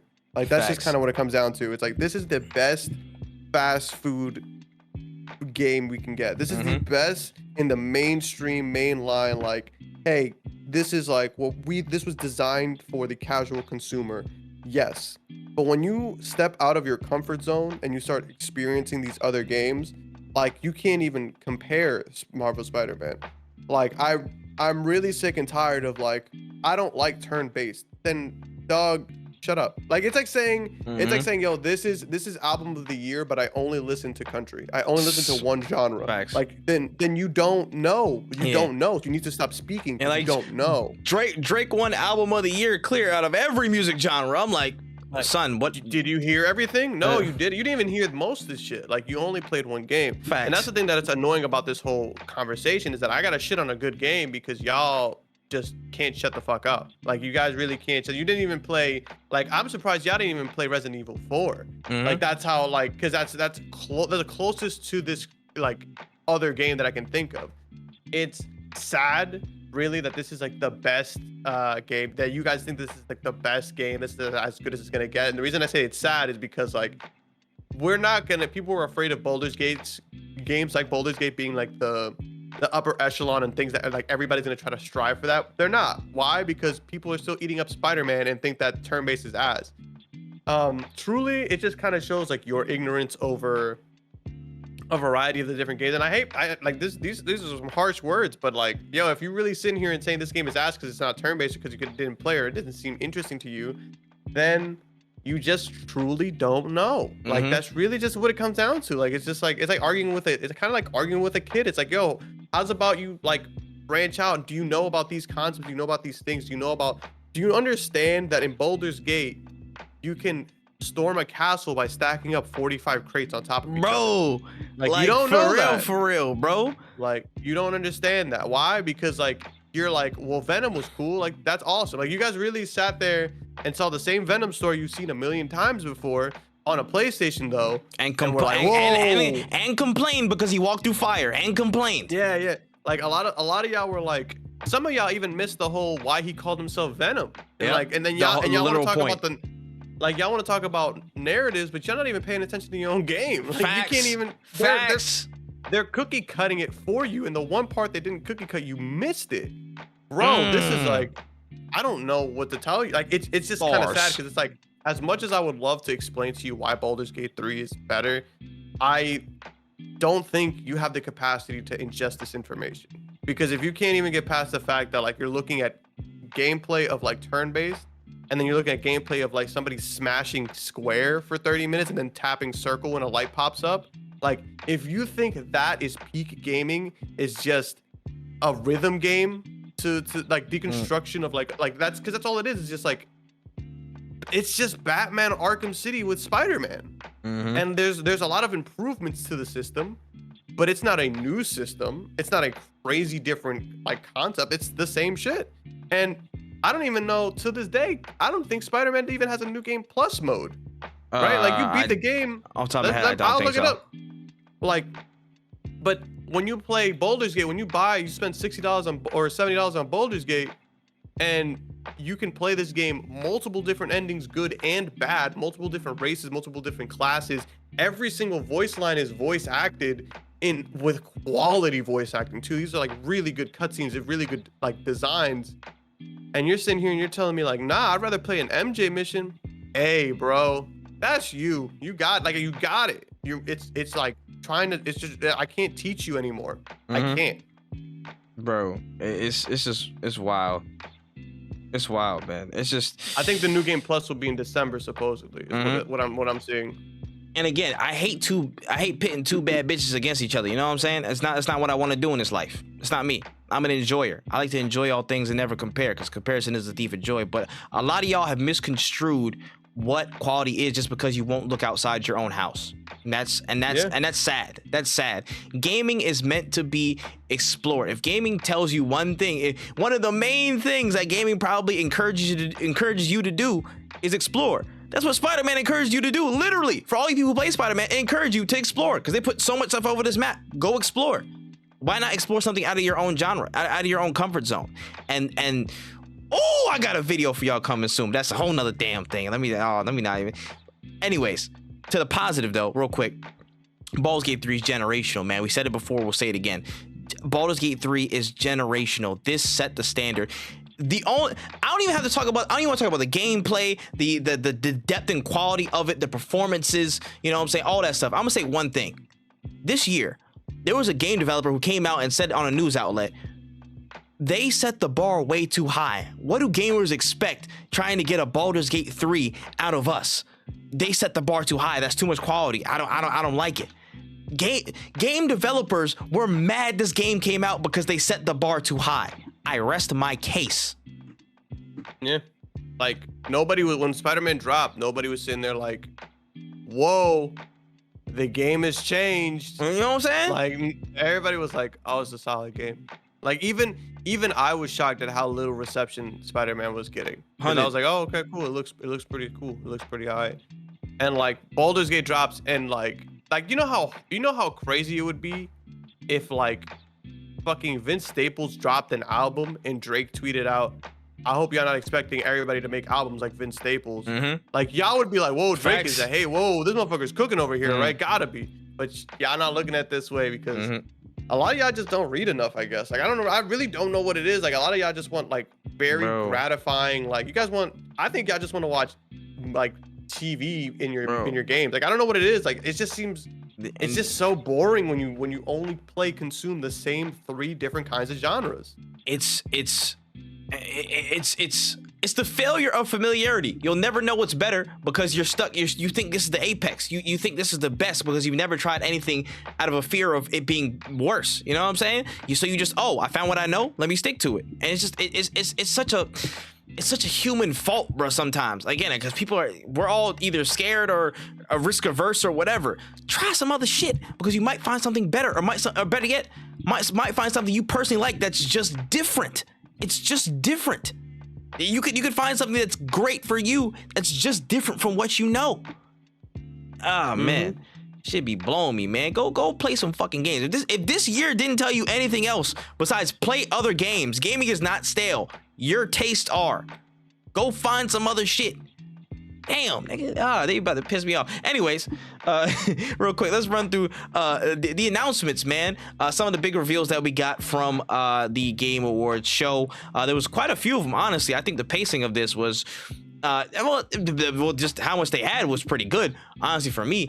But we can run through it. First and foremost, we started off with Brothers: A Tale of Two Sons remake. It's dropping 24th of February next year. When would you make of that little tidbit? This game makes you feel like, remember you have a heart. I recommend it greatly. No, I hear it, son. Again, it look pretty solid. I haven't played it personally, but I know I remember would hearing about it. love for you to play it. It's short and amazing. If you don't like, how long is it? Man, I think it's like 10 hours at the most. I could bang that. Yeah, I like that. Hey, listen, that's you know me. That's in my wheelhouse, man. If it's you know what I'm saying, 15 hours or less, I'm on it. Yeah. So bet, yeah, I'll tap in. Next up, we had Windblown, which was a new game coming from the people who made Dead Cells, and it looks like kind of a multiplayer rendition of that game, and it looks like, again, you're finding co-op multiplayer. I remember we were in the live stream, and then I was like, yo, this kind of reminds me of Castle Crashers a little bit, just in the back of my head. Again, everything co-op multiplayer in that kind of style reminds me of Castle Crashers in a little bit, but that's with most positive connotation possible. What'd you make of that one, though? What'd you make of Windblown? Looks really good. I definitely want to try it out. If it's a Game Pass game, it's gonna be a huge success. Oh, 100. They'll definitely bang on Game Pass. But yeah, this, I need it, man. And I need the, you know what I'm saying, the squad definitely got to run that, bro. This looks really, really good. Some of the team play, the art style looks really cool. Just, I'm invested. I'm invested. That's all I can say. Moving forward, we had World of Goo 2. Not much else I can say behind World of Goo 2. I had no idea what the hell World of Goo even is, but when you spotted it before anybody else. Big fan of World of Goo. I thought I was gonna have to be like, I thought I was gonna have to make my own World of Goo at this point because there just wasn't one for a long time. That shit went triple, quadruple platinum on the Windows Store advertisement screen, and it pops up every single time. When I had my own laptop, it would pop up every single time I open my computer. But I'm happy that it's back, bro, because you know that game looks pretty cool. It looks interesting. It looks like a really fun vibe if you're absolutely hammered. So definitely recommend. 100. I hear it. Pushing forward, we had Matthew McConaughey. All right, on the stage as he announced his role and a new project that is coming from a new team of former BioWare devs, actually. And the project is called Exodus, a really sci-fi future take. It looked pretty much mostly CGI, but it's showing again like I guess a group of humanoids and stuff. They had to leave Earth as they're getting chased by, some crazy ass robot looking folks. And they look mad cool. But it looks like it's gonna be kind of that sci-fi game where they're trying to find a new home, so to speak, on the run, for some aliens who want their ass. So, what'd you make of this of the concept? CGI, so great concept, but I will wait to see this reveal because it gave me Mass Effect Andromeda vibes. And that's not a good thing, but it did look interesting enough. Yeah, I don't think I said it out loud, but in the back of my head, I was like, yo, this is like Mass Effect-y a little bit. And lo and behold, the team was from Mass Effect who are working on this. So hopefully we might get something solid from it. You know what I'm saying? They got some big money behind it. You know what I'm saying? With Matthew McConaughey on the books. So we'll see what happens. Moving forward, we get a zoom in directly to the next trailer. Starts off with a blank ass chair. And then Kratos pops up out of nowhere. So it's God of War Ragnarok DLC. We're going to Valhalla. He's going to, see some new ops, some old ops. You know what I'm saying? I saw the Cyclops come out of nowhere at the end of the trailer. So it was a little bit of hype. This is free DLC dropping December 12th. So people are sure to be on it who have already purchased Ragnarok before. When would you make of this? I think it's gonna be pretty dope. I feel like it's gonna be one of those setup DLCs, not a lot of story, but just enough to be like, oh, okay, so this is what he's been doing, maybe a couple months removed from the last game, but it's not gonna be enough to be like, hey, this is such a definitive experience. But it's enough for me to download it and play it. I definitely think I'm gonna tap in. Oh yeah, 100. I'm back in there. I didn't delete it. I didn't delete this off my hard drive. I don't know why I didn't delete it. You know what I'm saying? But it's all right. We're there. We're in there, and it's free. It's free DLC, baby. I'm a whore for that free DLC. Come on now. You know what time it is with me. I love it. God of War Ragnarok. Give it to me. After that, we had a straight skip on a little quick performance, you know what I'm saying, in the Gaelic vibes, and then we jumped into Senua's Saga, Hellblade 2, the world premiere of a brand new trailer, and this is the thing that got me. Apparently all that shit was in engine. All that shit was there. Yeah, that was real. Yeah, this game looks absurd. It doesn't make sense how this is going to be in a video game. What the fuck? My PlayStation 5 is going to be heaving, it seems, but definitely a really cool game. Cannot wait to play it. I might have to tap into the first game, honestly. You must. And again, that game is less than 20 hours. I'm pretty sure it's much less than 20 hours. Wonderful. I probably did it. I did it in one session. I remember doing it on stream last year. It was like a. Honestly, it was probably like a solid 8 to 12. I think it was like a solid 8 to 12. It was not that much of a far drive, anyways. But yeah, I'm definitely gonna tap in. But yeah, 100%. I can't wait to get back in the lab with Senua, see what happens. I don't know if she found who she was looking for low key, but this could be a really, really good time. I'm sure it's gonna be. Honestly, I'm just ready to be paranoid and accidentally smack somebody in the back of the head because they was too close to me while I was playing this game. Like the atmospherics in the first one were that's what really sold me on this being like such an immersive, really good experience. The game looks great. Again, it plays really solid, just a different gritty, you know what I'm saying, up against the grain type of hacking, I'd say hack and slash, but yeah, kind of hack and slash action game. But I can't wait. I can't wait for this game. I need to see it. I need to have it. Good stuff, man. Moving on, we had a quick reveal for Ikumi Nakamura's new game. It was called Kamuri, and it's basically kind of like just some urban setting and stuff like that. People doing a lot of parkour and stuff over the rooftops, and it kind of showed a flash of just like some demons at some point. Like you're fighting some demons from another realm and stuff. It looks really interesting. Again, heavy parkour inspiration. What'd you make of this little concept? I think the concept was pretty cool. I know that they're so far from even finishing this, but it looks like a really dope. I hope it's just I hope it's not like a multiplayer, I hope it's not PvP. I hope it's like PvE type of vibe. Yeah, that's what I'm getting out of it. But it looks like a lot. The style at least looks absolutely absurd. Yeah, 100. I want to see more. And shout out to somebody from the team actually commented on our reaction for that. I can't remember where, on YouTube or TikTok, but one of the team members apparently did, say something on the comments. So hey, Kimori team, we see you. We want you guys to cook up. You know what I'm saying? Ikumi and the gang, we here. You know what I'm saying? We see y'all. Moving on, we had No Rest for the Wicked.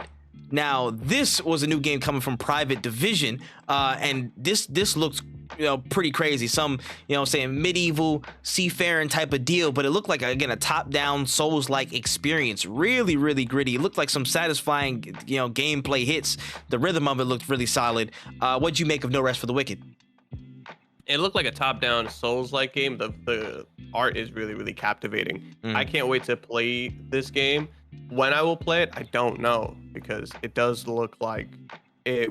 Maybe if it's on Game Pass, it's for sure day one cop. But I definitely am interested in tapping into this. Yeah, honey, just everything looks so visceral, bro. That's the word I can get. It's again, like, it just looks. It just has a nice balance to it. Like, again, the animation of it looks really like. It just looks good. Crisp isn't the word I want to use. I feel like visceral is definitely a good word for it. But yeah, I liked what I saw. I can't wait for more from them. That was a solid announcement. Has some good stuff in there.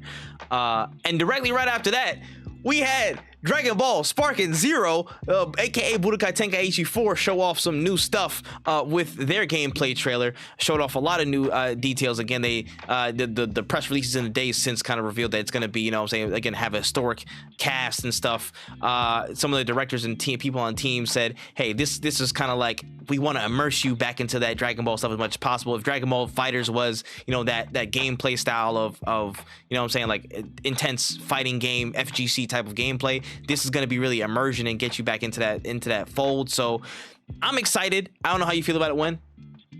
I think it looks pretty cool. I don't know if I'm gonna buy it, to be honest with you, just because I'm not a big fan of anime games unless it has some really good some really good combat. Like, I want some fighting level levels of combat. I want to be able to play the game and not feel like I'm getting exploited by the opposing player. So it really depends on what the game plays like. Will be like my final decision on whether I buy it or not, or what the story mode is like. If I'm getting full on anime cool cutscenes per moment in Dragon Ball Z, then I definitely will buy up. But if it ends up being like Raditz is still framed talking to me and then I go into the fight, I'm not buying that.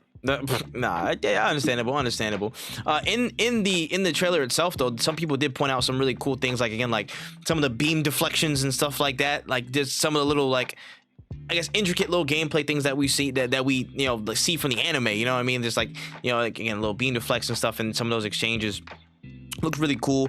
I just want this roster to be stacked. I want Tao Ping Ping, man. Give me Mercenary Tao. Give me Mercenary Tao. That's all I want in this life. Give me him, give me Kid Buu, and I should be okay. That's all I want. Give me the roster definitely needs to be, again, ridiculously huge. It needs to be bigger than Budokai Tenkaichi 3, I'll tell you that much, bruh.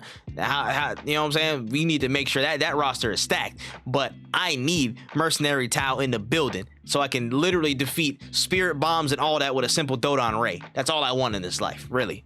So yeah, we'll see. Because even when I saw the deflection of the Kamehameha, I was still how easy was that for him to do that? Yeah. What is again? Yeah, what's the inputs for? That's the FGC in you. Yeah, because if I'm getting if I'm over here charging up my key, just somebody could just tap square, not even tap square, hold L1 and square at the same time, and then he just deflected automatically. I'm off that. Yeah, I hear. And then we had the OD reveal, you know what I'm saying, that whole 14-minute segment with Hideo Kojima, his new game with OD. Again, it's set to be a horror-based game, and it looks like there's a lot of, again, information and a lot of star-studded cast in there. Again, we had Hunter Schafer from Euphoria, had a lot of different pretty known actors. Jordan Peele's going to be involved on it. Apparently he's going to, Kojima's going to try and assemble an Avengers type team to collaborate and enter on this game. And he's, basically put forward that this is going to really change the dimension of horror games or whatever he's doing, just the gaming space in general with his approach. So I guess from everything you've heard so far and seen, what do you make of OD? I'm buying it day one, maybe even day negative 100 if I could.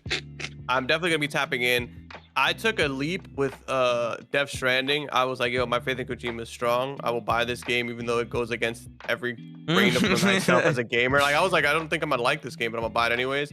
Probably one of my favorite games of that year. So I'm gonna just keep taking these leaps of faith. I have no qualms. I'm just gonna dive headfirst into OD. I'm sure I'm gonna be absolutely floored by what's going on here. either that or it's gonna be one of the craziest like crashes of a huge collab in the world. Like it would be like a DJ Khaled album absolutely sucking, even though everybody was on it. So either way, it's gonna be a really interesting experience to either talk about or to just not shut up about. So I can't wait to dive into OD. I'm excited. Yeah. This is my thing, and it's funny. It's funny to me personally that you know, we're in this position, but dog, Kojima he's a monster, bro. He's a monster.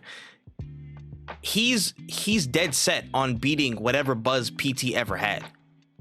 And again, the similarities with PT are pretty much there. Again, the door, the initials, and all that stuff like that in some similar way. I'm pretty sure we'll get more parallels down the line. But in first looks, I can just tell he's like, yo, you know that shit you saw with PT? It's fucking nothing. It's nothing. It's nothing compared to what we're about to do. And you can just feel the look and the intention with how many people that he's brought in over the past few months to the past year. All the random ass pictures that we thought were just random pictures, but they come in to work on the. Most of them probably came to work on the game when they were affiliated with the project somehow. You know, it's just nobody knows except him, God, and the people involved at Kojima Productions. You know what I'm saying? Nobody knows what the hell's going on with OD at this point. But all we know is it's going to be horror, and it's going to do some crazy shit that makes us question what gaming really is at this point. You know what I mean? Like it's going to change a paradigm in one way or another. So interested to see what comes of it. But yeah, he's gunning for PT. He's gunning for PT and one-upping whatever he did from that. So yeah, I'm interested. It's really interesting when you have like minds like Jordan Peele, like you have all these creative minds being like kind of gravitating towards him. And I'm sure he does a lot of reaching out, and I'm sure he's like, but like, if I am a director and I don't respect your work, why would I hang out with you this often? Yeah. Like they got to know something we don't. So he's got to be cooking up something crazy. I will be playing that day one. That might be the first time I ever like complete. Oh, actually, no, I've completed Yakuza, but like that might be the first time I do like a full long gameplay like loop nonstop streams. I haven't done that in a while. Yeah. Hey, listen. Whatever it is, it's gonna be crazy. I know we heard a lot of like potential rumors and leaks about it prior and stuff. It could be like a super. It might have some like online component, some interactive component where, you know, like you can connect and it changes your experience or view. There's been a lot of hearsay about it. I'm not sure, but I just know it's gonna be really transformative in some way. So, you know, big ups to Kojima. Can't wait to see. Absolutely. All right, pushing on here. We had a game that surprised me. We had a game that definitely surprised me. We had the reveal of Jurassic Park Survival, and at first I was like, Jurassic Park. Okay, this looks. It's the truck. It's Jurassic Park. Oh, it looks pretty normal. What we're gonna have some gameplay, blah blah blah. You know what I'm saying? I bet we won't. And they immediately show gameplay. It's a first-person survival game. Many people have kind of drew that comparison of like, you know, Outlast with dinosaurs type of vibe. And you know what? Honestly, I'll put my hands up. I'm remotely interested in this. I'm kind of interested. I'm not gonna lie. How'd you make it? I think it was cool. I'm not a huge dinosaur person or a huge Jurassic Park person in general, but it does look interesting enough for me to like watch my friends play. And if it's good enough, shit, I might even tap into it. I doubt it because I'm not a huge dinosaur person, but I'm happy that like we're getting a good Jurassic Park game. Actually, I can't speak on that because I don't know. I haven't played the strategy one where you build your own park, but a good like boots on the ground kind of Jurassic Park game. Yeah, no, I hear it. Like, that could be something that stands out to me. You know what I'm saying? Like again, if they get in the ballpark of an Alien Isolation or an Outlast, that's a good experience with dinosaurs. You know what I mean? Like, who would have thought the series about capitalism is going straight to horror, baby? You know what I'm saying? We're locking in full horror. Don't worry about how this park was made and all that. Don't worry about that. You know what I'm saying? Let's talk about these dinosaurs eating niggas. You know what I'm saying? Let's get to it. But let's move forward off of Jurassic Park Survival. Man, let's talk about it. Black Myth Wukong has got its fucking release date, baby. Black Myth Wukong has got its release date. It's coming out August 20th, 2024. When say something before I lose my mind. It looked good when I first saw it. It looked good when I last saw it, and it'll look good when I see it again. I cannot wait for August. It will be a fun game, but I really want them to actually just, at this point, release that game. That's fair. But I would also be remiss if I didn't say As per Wendy's comment section at Wotaku channel, you know what I'm saying? Get ready to learn Chinese, buddy. We're all going. It's time. It's time. I'm ready for this game to dunk. Again, I'm ready for this game to go in. Everything I've seen from this game looks so good, bro. It's so good. I didn't expect to have the voice acting, you know what I'm saying, the English voice acting in it so soon at this point, you know what I mean? I thought it would have probably been like close to the time, like 2 months before in the final run, but they look ready, man. It looks like they might be in that final run to polishing it, getting it ready. Bro, I need this game. I need this game. I put a stamp on it right now. It's my most anticipated game of next year. I think I have a firm belief and prediction in my heart that it's going to be in conversations for game of the year next year. That's just, you know what I'm saying? If all things hold still and everything holds true, I truly believe it will be in that game of the year conversation next year. Will it get nominated? I really hope so. If everything is correct, you know what I'm saying? Everything holds up right. But dog, just the application, again, the application. I can't wait to see what it does, you know what I'm saying, with the formats of this. But again, it's one of the most iconic stories in literature history period. And I just want to see that application come to life. I love it. I love it. I love it. I love it. I love it. Before I even see more of it, I love it. And I need it. I need it, bro. Y'all need to move out the way. When August comes, I will be there. I will be there. And that's all I have. Thank you. All right, pushing on to Tales of Kenzera Zhao. So this game, it was coming from what's it called? The voice actor of Bayek of Siwa from the Assassin's Creed series, and he broke off and made his own studio based on a game. You know, it's around again like the I guess it's just kind of like Bantu lore, you know what I'm saying, the Bantu culture, that lore, that, you know, the stories behind it as well, and kind of dealing with some of the themes of grief, innocence, losing his father, and it kind of came together in this experience that's a Metroidvania, you know what I'm saying, really popping art style, man, just really solid stuff I'm seeing. What'd you make of that? It looked really interesting, and I can't wait to get my hands on it, because it looks like it's gonna have gameplay similar to the Prince of Persia game that's coming out soon, but it looks it's in a world very unique and something that we haven't seen yet. And just the story behind it was heartwarming, truly heartwarming. So there's no way I can't not at least check it out. 100, man. I cannot wait, bro. Bayek of Siwa. I already knew you was him from the performance, man. I didn't know you had it in that game dev side, brother. I didn't know you was on all sides of this. You know what I mean? I didn't know you had it on all sides, brother. I like this. The game as honestly looks so good. The art style, the combat, the platforming, that traversability with it. It looks like a breath of fresh air. And again, I love that it's centering around, it's incorporating the Bantu, the Bantu lore, the stories, the culture, the cultural elements, and those, you know what I'm saying, the figures from, you know what I'm saying, that culture, bringing that into this new fresh take on a Metroidvania. I love it, and I will be there. I will be there. This is a really good first impression. And I feel like not many first brand new companies, you know what I'm saying, come out of the woodworks and say, hey, we got a new game, here's a new trailer, and it has this type of reception. You know what I mean? I think this was very positive, and I really enjoyed, you know what I'm saying, this was probably top 3, one of my favorite things that I saw during the show.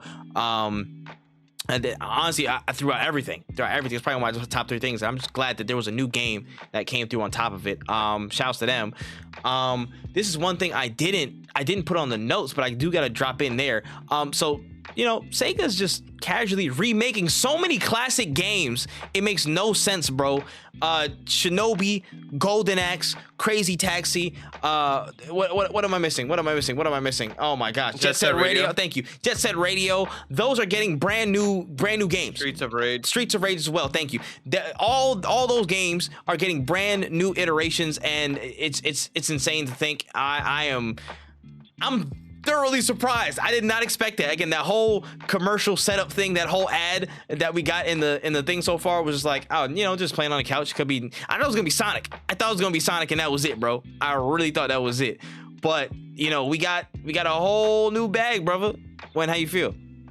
No, I'm really excited to see what we have cooking up. We didn't get to see too much of it, but I'm interested to see what the price points will be, what the games are going to be like. Is it remakes? Is it full on? Is it just is it remakes? Is it remasters? How deep they're going to go with this? But the games that they announced are games that are huge. I have a lot of love for, so I can't wait to try out at least some of them. I know I'm definitely gonna tap into Streets of Rage, Crazy Taxi, and Jet Set Radio, but honestly, depending on the quality of these games, all of them might be worth looking back into. 100, bro. 100. Like, you had me at Jet Set, man. When you flashed Jet Set, you had me there. But then look at you. You spoiled me, Sega. You had me there. I would like to formally apologize to Sega because I was talking shit about this announcement for several weeks. I'm gonna be real. Ever since you announced, oh, the new era is coming, I was like, oh, this is gonna be more Sonic. I'm about to say, and you know what I'm saying, I was talking shit. But me, that man Tripp, I formally apologize for my comments. I was unfamiliar with your game. But I'm familiar with the games you remaking, if you understand what I'm saying. So shout out to you for that. After that, we had the first Berserker, Kazan, and I believe this is based off the DNF series and stuff like that, the Dungeon Fighters series and stuff like DNF Duel. So literally the first Berserker, and it looks like a beat 'em up type of game. You know what I'm saying? Like kind of Souls like. You know what I'm saying? I love the cell shaded art style. I love how that's applied and stuff, and looks really interesting. Honestly, what'd you make of this? The art style looks cool. It does look like kind of like a Souls game, but it also doesn't because he looks like hella aggressive himself. Yes. It looks like he's doing huge damage. So I want to see more of it, but it looks like a cool, fresh take on the I want to say slower style of combat that a Souls game has. But of course, we're gonna see what the game actually plays like. And honestly, if it looks good to me, I might have to tap in because if it's not so much as like you're just a weak person fighting a really strong person, but you're kind of on equal terms, just more about making the right decisions and the right moves and whatnot. Like, we'll see. I'm definitely all for it. Yeah, 100. After that, we got Final Fantasy VII Rebirth. Just a quick 1 minute snippet after a little performance on stage.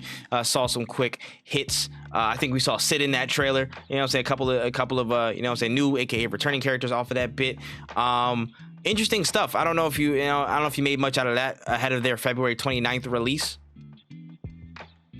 No. I've seen enough of this. I don't want to be a jerk, but I kind of feel like I want this game to actually just release as opposed to just seeing more stuff on it. I feel like we've been stuck in this I feel like every year since 7 and every big major event we've seen Final Fantasy something, and I think it's cool, but you're burning me out on it.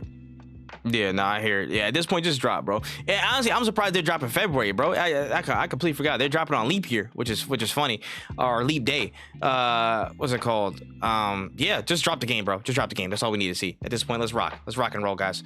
After that, we had a very, very surprising reveal of Marvel's Blade. Blade is getting its own game, again, just Arcane Studios. They're taking the helm, a third-person action game. The mature themes, the vampire we all know and love. It's gonna be set in Paris. Bro, wow. You know what I'm saying? What'd you make of the concept reveal of this? It looks cool. That's really all I can really say. It looks like a cool concept. We'll see how it plays out. I think it's in a really good hands, especially for Blade. I think this is probably one of the best hands you could put it in, but it's I don't know what to expect because I don't know what to expect. Is it going to be like Deathloop, or are they going to try something new? We'll see what happens, but I'm excited to see. 100. I again, we don't know exactly what's going to go on yet, but based off the track record and application of Dishonored and how Deathloop was, you know what I'm saying, just the quality of Deathloop, and I'm just thinking again from the third person aspect, how they could apply some of those things from the past series that they've worked on into this. I can see it. I can see a lot of really good things come from it. So we're probably not going to see this 2028 most likely, or 2027. You know what I mean? But this is a good start. And this is one thing to mention. Arcane was reached out to by some outlets, and they were asked if this is going to be Xbox exclusive, and they declined to comment. So a lot of people have been saying this could likely be an Xbox exclusive and could be a big hit to where, they finally got one back. I don't know how you feel about that news and how that changed the tide of exclusivity. I got a PC. That doesn't mean shit to me. I don't think they're only gonna put it on Xboxes. So when I'm playing on Game Pass, I'll let you know how good it is. On me, brother. I'm like, yeah, that's crazy, bruh. What y'all gonna do? You know what I'm saying? Because I know where I would be at. I'm gonna boot this thing up. You know what I'm saying? Update my drivers to get it to cracking. So, good luck. Good luck, PS5 guys. Good luck, Sony ponies. I don't know. Oh man. After that, we had a pretty lengthy snippet with Sean Murray, who you know what I'm saying, popped back on stage to reveal No Man's Sky's successor. Gotcha. I was about to say the fucking no got me, but he revealed basically the next game that they're working on. It's called Light No Fire, and as a contrast to what No Man's Sky was before, it's literally just a giant Earth. He's literally making a giant multiplayer explorable Earth, full mountain ranges, full biomes, full different sections of the world, but with that little, you know, not necessarily medieval, but kind of fantasy twist. There's dragons, there's different types of monsters and stuff and such, huge communities and things to settle in and stuff with the multiplayer aspect, but a whole new extension and expansion on that no universe, you know what I mean? So how do you feel about Hello Games taking that next step with Light No Fire? I think that it's going to be a pretty dope game, especially if it's like, it's made by a really good team. Years ago, I wouldn't have said that, but it's made by a really good team, and they're in a really good place in their game development cycle. Like, a lot of people are scared, like, oh, is it going to be the same thing as No Man's Skies? It's not. Somebody I remember posted like a list of reasons why it's not, and like, one of the biggest things that I forgot about was that No Man's Skies, their studio got flooded and they lost years worth of progress because of that flooding before the game was released, and Sony was pushing for this release date, so they had to make something. Yeah. So I think that they're in a really good place. They're probably one of my favorite developers right now, and I know that even if this game drops and it isn't the best, their track record for redemption is like nothing we've ever seen before. So I'm very excited. Yeah, 100. I hope to high hell that this game is solid on the first take. You know, there's no crazy accentuating circumstance that pushes, you know, the quality of this game back to a few years down the line. But I think this concept is really, really cool. Again, people were joking it's No Man's Skyrim. It's quite literally No Man's Skyrim without the Fusro Daz and stuff like that. But we don't even know that. They could put some powers in there. We don't even know. But I think this concept is honestly really cool. Taking it to a place where it's a little bit more simplified and customized. I think many people have kind of drew that in terms of maybe potential comparison to, you know, or Starfield's comparison to it, to where, you know, there was a lot of planets, but maybe they weren't as explorable. Maybe there wasn't that much to do. Having a condensed Earth with mountain ranges and something to actually, you know, apply to that, not infinite Earth or something like that, but just one huge Earth to really, you know, weave into and actually map out and see what you can make and what interesting points and monsters and interesting gameplay elements you can weave into it. That can create a lot more, again, richness, where I feel like they've conquered the breadth aspect of gaming. I think they've very much done that with their approach, with the content that they built on top of that. Now it's time, they're really trying to go hard on the first time out with the depth. How much depth can you add into the world, the atmosphere, what you can get involved with, what you stumble across? And that's ambitious. That's hella ambitious, but that's what Hello Games does. That's their track record, and I think I'm excited. I'm excited to see what they pull off. Honestly, man, I think Sean Murray has earned the respect of a lot of people in the gaming space with how much him and his team have just been resilient and built something that has been, you know, worthwhile, community driven, responsive, and, you know, just solid gaming at the end of the day. And, you know, they've earned some right to try and, you know, do it again with Light No Fire. So I'm looking forward to it. Yeah, I'm excited as well. I can't wait to see what they come up with. 100, man. And last but certainly not least, the you know what I'm saying, the final thing that we had to go on the show, Monster Hunter Wilds. Again, it opened up with some, you know what I'm saying, dinosaurs looking, some dude on a mount was weaving in between some armadillo looking things, was flying everywhere and stuff, and opened it up to Monster Hunter Wilds. People were speculating. I'm pretty sure this is probably some confirmed detail that it's an open world thing. It's a fully open world experience at this point. I gotta go confirm that. But when, give me your thoughts on what you saw from Monster Hunter Wilds. I'm actually working on a little bit of a video for this because I'm excited to see all the stuff that it's gonna be. But we're definitely seeing a lot of like environmental changes. Like, I think we saw like they were in a sandstorm at one point. the sandstorm cleared up. I saw a weapon on the side of the mount, so I'm assuming you're gonna be able to switch weapons. A lot easier than you used to in the past. In the past, you would just have to go to your camp and just switch weapons. It's not that big of a deal. But like, I think you're gonna be able to switch weapons. If your mount is anything like your companions in the old games, you're gonna be able to call them over, or even maybe let them like boss you the weapon or something. Like I could see them doing something along those lines. But it looks like it's gonna be a lot of exploration, like Monster Hunter worlds, but like to the 10th degree, like actual fuller worlds, bigger worlds, and maybe even more exploration than we've seen before in previous games. Yeah, 100. Again, I'm not the most familiar with the Monster Hunter series, but damn, they made a good account to themselves with this. Again, if you can, Monster Hunter's already solidified a solid formula with the stuff that they've done. If you can take it and increase the scale and push it to levels it's never been before, that is, that's the obvious next step in its evolution, and it seems like they've done just that. Like, just the environmental effects alone, I'm like, damn, bro, this shit looks like you really got to be careful and be wary of shit. Like, I'm interested to see how it plays out. I know Wen's gonna be covering this shit in full, so I'll be keeping an eye out as well. But I think it was a solid thing to leave off on. Like, damn, 2025, 2025 shaping up to be a crazy year as well, man. Insane. Yeah, I'm excited. Insane, man. But yeah, that was all the major reveals and stuff that we had from the show. And that was the breakdown of the show. It's an award show. I'm not gonna give it no damn letter grade. It was, again, it had things to improve. It had things it definitely needed to address and fix and focus on, in terms of, again, focus on the devs, show them some love, give them more time to speak. But honestly, in terms of it's running, it was probably one of the better award shows that the Game Awards has put on in the past few years. Probably up there with one of the best in terms of the reveals and who won and how deserved those things won or didn't win. I think things made sense, but there's obviously stuff to improve with, again, giving people more time to speak and letting the developers shine first and foremost before anything else. Again, you're a Game Award show before you're anything else after that. So make sure you focus on showing devs love, Yeah, I can't help but agree. I think there's definitely some areas that could have used some improvement. It was a pretty solid show. It wasn't like a drag to get through, even though there were a lot of slow points. But 100% I think there needs to be a lot more refocusing, instead of it being on just like refocusing on the games and the developers, as opposed to like, oh, look at this cool celebrity, look at this cool moment we're trying to create. Like, stop trying to make this more of a show than it is like a show of appreciation, I feel.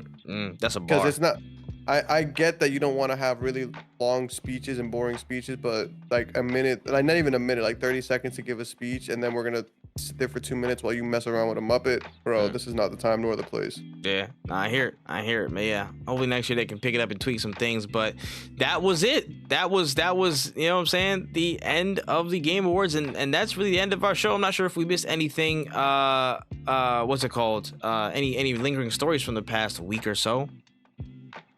Not to my knowledge. Yeah, not that I think of. Oh, there was one thing pretty quickly. Basically the director of the Zelda series says, hey, the next game is going in a completely different direction. Like Breath of the Wild stuff is done. Like, he said Tears of the Kingdom was like the apex of what we can do here. We're out of here. He said we're going somewhere completely different after. I think it was can't wait to see what that is. Yeah, it was E.G. Enuma. He was like, yeah. It was like, there's not gonna be any direct sequel to Tears of the Kingdom. That's it. We're going somewhere else. Yeah, cool. I like that. I like leaving things where they lie and saying, hey, this is probably cooked. You know what I'm saying? It's just about done. Let's go. Let's move on. Yeah, like that. So yeah, outside of that, that's pretty much all we got for episode 80. The second anniversary edition of No Cooldown Podcast, man. Closing notes, wheneth easy. Drink your water, play the games you like to play, but if you only played 3 games, keep it to yourself. And yeah, enjoy life. Enjoy all the cool shit that's happening. 100, man. And yeah, I just want to get sappy for a quick second. I just reiterate real quick how much everybody who supported this, you know what I'm saying, means to me, how much this show means to me, how much Wen and King mean to me, you know what I'm saying, a whole hell of a lot. It's makes no sense that it's been 2 years since this thing has actually started and has been rolling on and stuff. Again, I love video games. I love this shit. I really, really, really do. And to have something to where I can come here every week or whenever we decide to record and just talk about games, express our love for them, talk about our frustrations, how much sometimes they're a pain in the ass, and just have this format, this platform, this round table to just show love, you know what I'm saying, show our criticism, give our opinion to the world, and people rock with that and support that. Even if it's just one person a week, I don't care. You know what I'm saying? I can't thank y'all enough for this, bro. I can't thank y'all enough. And to you know what I'm saying, to repay this, we're gonna keep going, and not only keep going, we're gonna grow. We're gonna make sure this expands, take it to new levels, do new things with it. Again, I'm not playing with y'all. There's a lot of people that we need to bring on the show in the years to come. Next year especially, there's a lot of people we got to bring in and talk that talk and interview. There's a lot of people from the industry that we want to talk to and interview. Trust me, we have not forgotten, nor do we not know. You know what I'm saying? We gonna get to it, man.